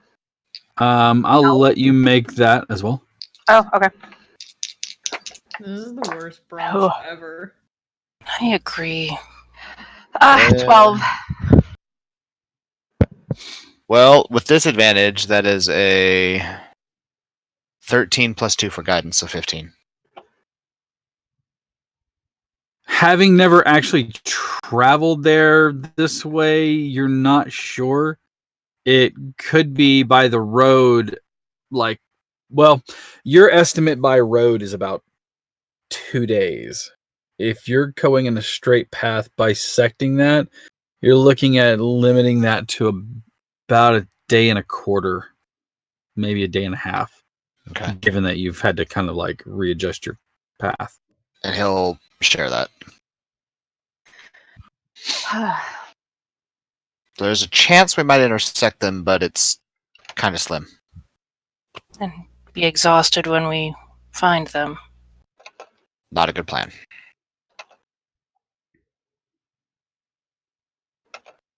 You could take a rest. We also have a drunk Triton still. Hey. It's been a few hours, so it's mostly worn off. Now it's Hungover as just- shit. Yeah, now it's just, the horse's hooves have to be that loud. Zora just keeps passing back water. I was gonna say some of it just goes in the gills. But keep your gills wet. All right, what are you guys gonna do? You can take a short rest. Like I said, you can take a long rest and risk maybe missing them, or you can press on and be exhausted when you arrive. I will tell you, if you ride straight through, you will suffer another level of exhaustion. Let's take a nap and plan. I mean, what are, if we get there the same time as they do, what are we going to do? Give us back our ally, please? Or we'll take a nap in your general area? I will sleep on you so hard. You don't want me to sleep on you. Depending on where we are, I could blow them up. Can I could help with what? that. I feel like that would also be a bad decision. Especially in a city, I don't. And if her dad's a if we- noble or some. We catch them outside the city. Yeah, but would Zasari not be, tied up In the explosion. in the explosion? She'll be She's fine. a rogue. She'll be fine. Can I tied up? I don't think I could make a dodging action being tied up. Actually, here, how about this? I know Try. most people. I know most people can't do a dodging action while tied up. Well, she's also circus trained. Can we just take a nap, please? The sleep deprivation is getting to us all. I need someone to clip that right up into the point where, well, she is circus trained. Please, somebody clip that. That's the goddamn best. Remember that fucking Ezra The fact that slap from 30 feet away and you both are getting it. oh my god! Thank you, Deca. Quentin's Thank you, fucking. Becca. The movements from Quentin is what really made that right there. And no, the deadpan delivery of, well, she is circus trained. That's the part that killed me. He Oh was my like, God. didn't Does miss a anybody beat have- and just. If we have rope, anybody I would go. very much Yes. like to tie somebody up and see if they can make a dodging action. Right now, we'll do it. I'll do it. Okay. Okay. I feel like this is the stupidest conversation. Like, We're all sleep deprived. We're so all well. exhausted. this is exactly where it needs to be. This sounds I'll like the volunteer. best, worst ideas ever. Like idiots at a camping trip. You know what? Hang Let's on. try it. You got some rope? I got some rope right now. Let's see what happens. Okay, tie me to the horse. And go, yeah. I mean, well, y'all can tie me up, I guess, since I brought it up. All right. Who's gonna cast the spell then? Are you taking your long rest then? Yeah. Probably, yeah. Okay. As you all are taking your long rest, Before we do Zastari. Satiel's. Oh, wait, I gotta think for this. Rod draws 10 minutes. Dome. Boop. There's a big dome over all of you. We can sleep it's here. It's nice and dry and very comfortable. Zora's Also, we already won't get asleep. rained on. I have to stay in the middle, though. All right. While you're all conked out, go ahead and restore anything. You can wipe your level of exhaustion. Zastari.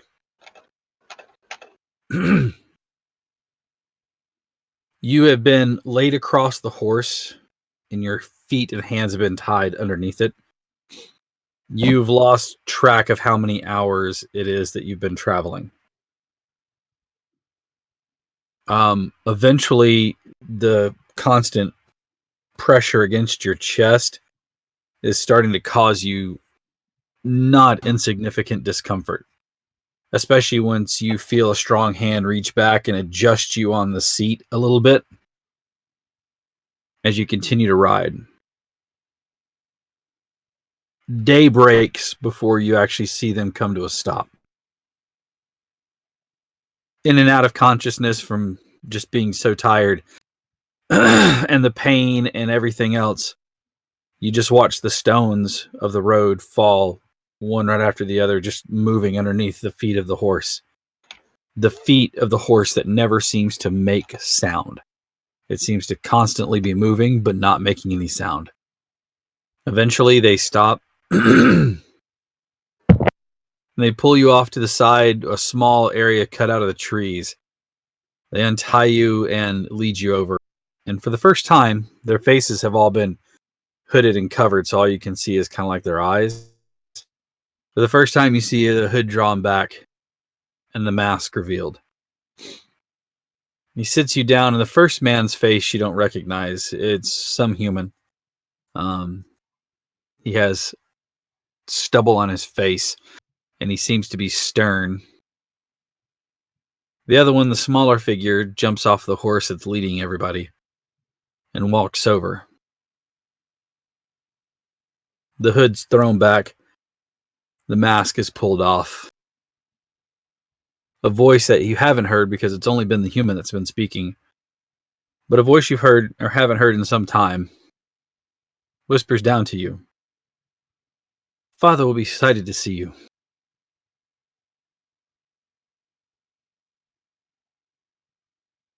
Don't be angry. We made the circus performers a very good deal. It's time for you to stop playing these games and come home, sister. Which one is it? The eldest.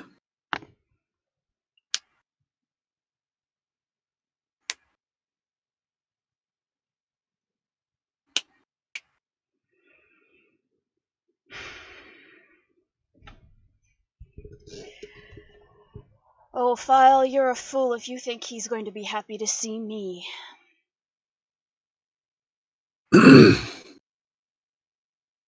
He's nearly broken us trying to find you.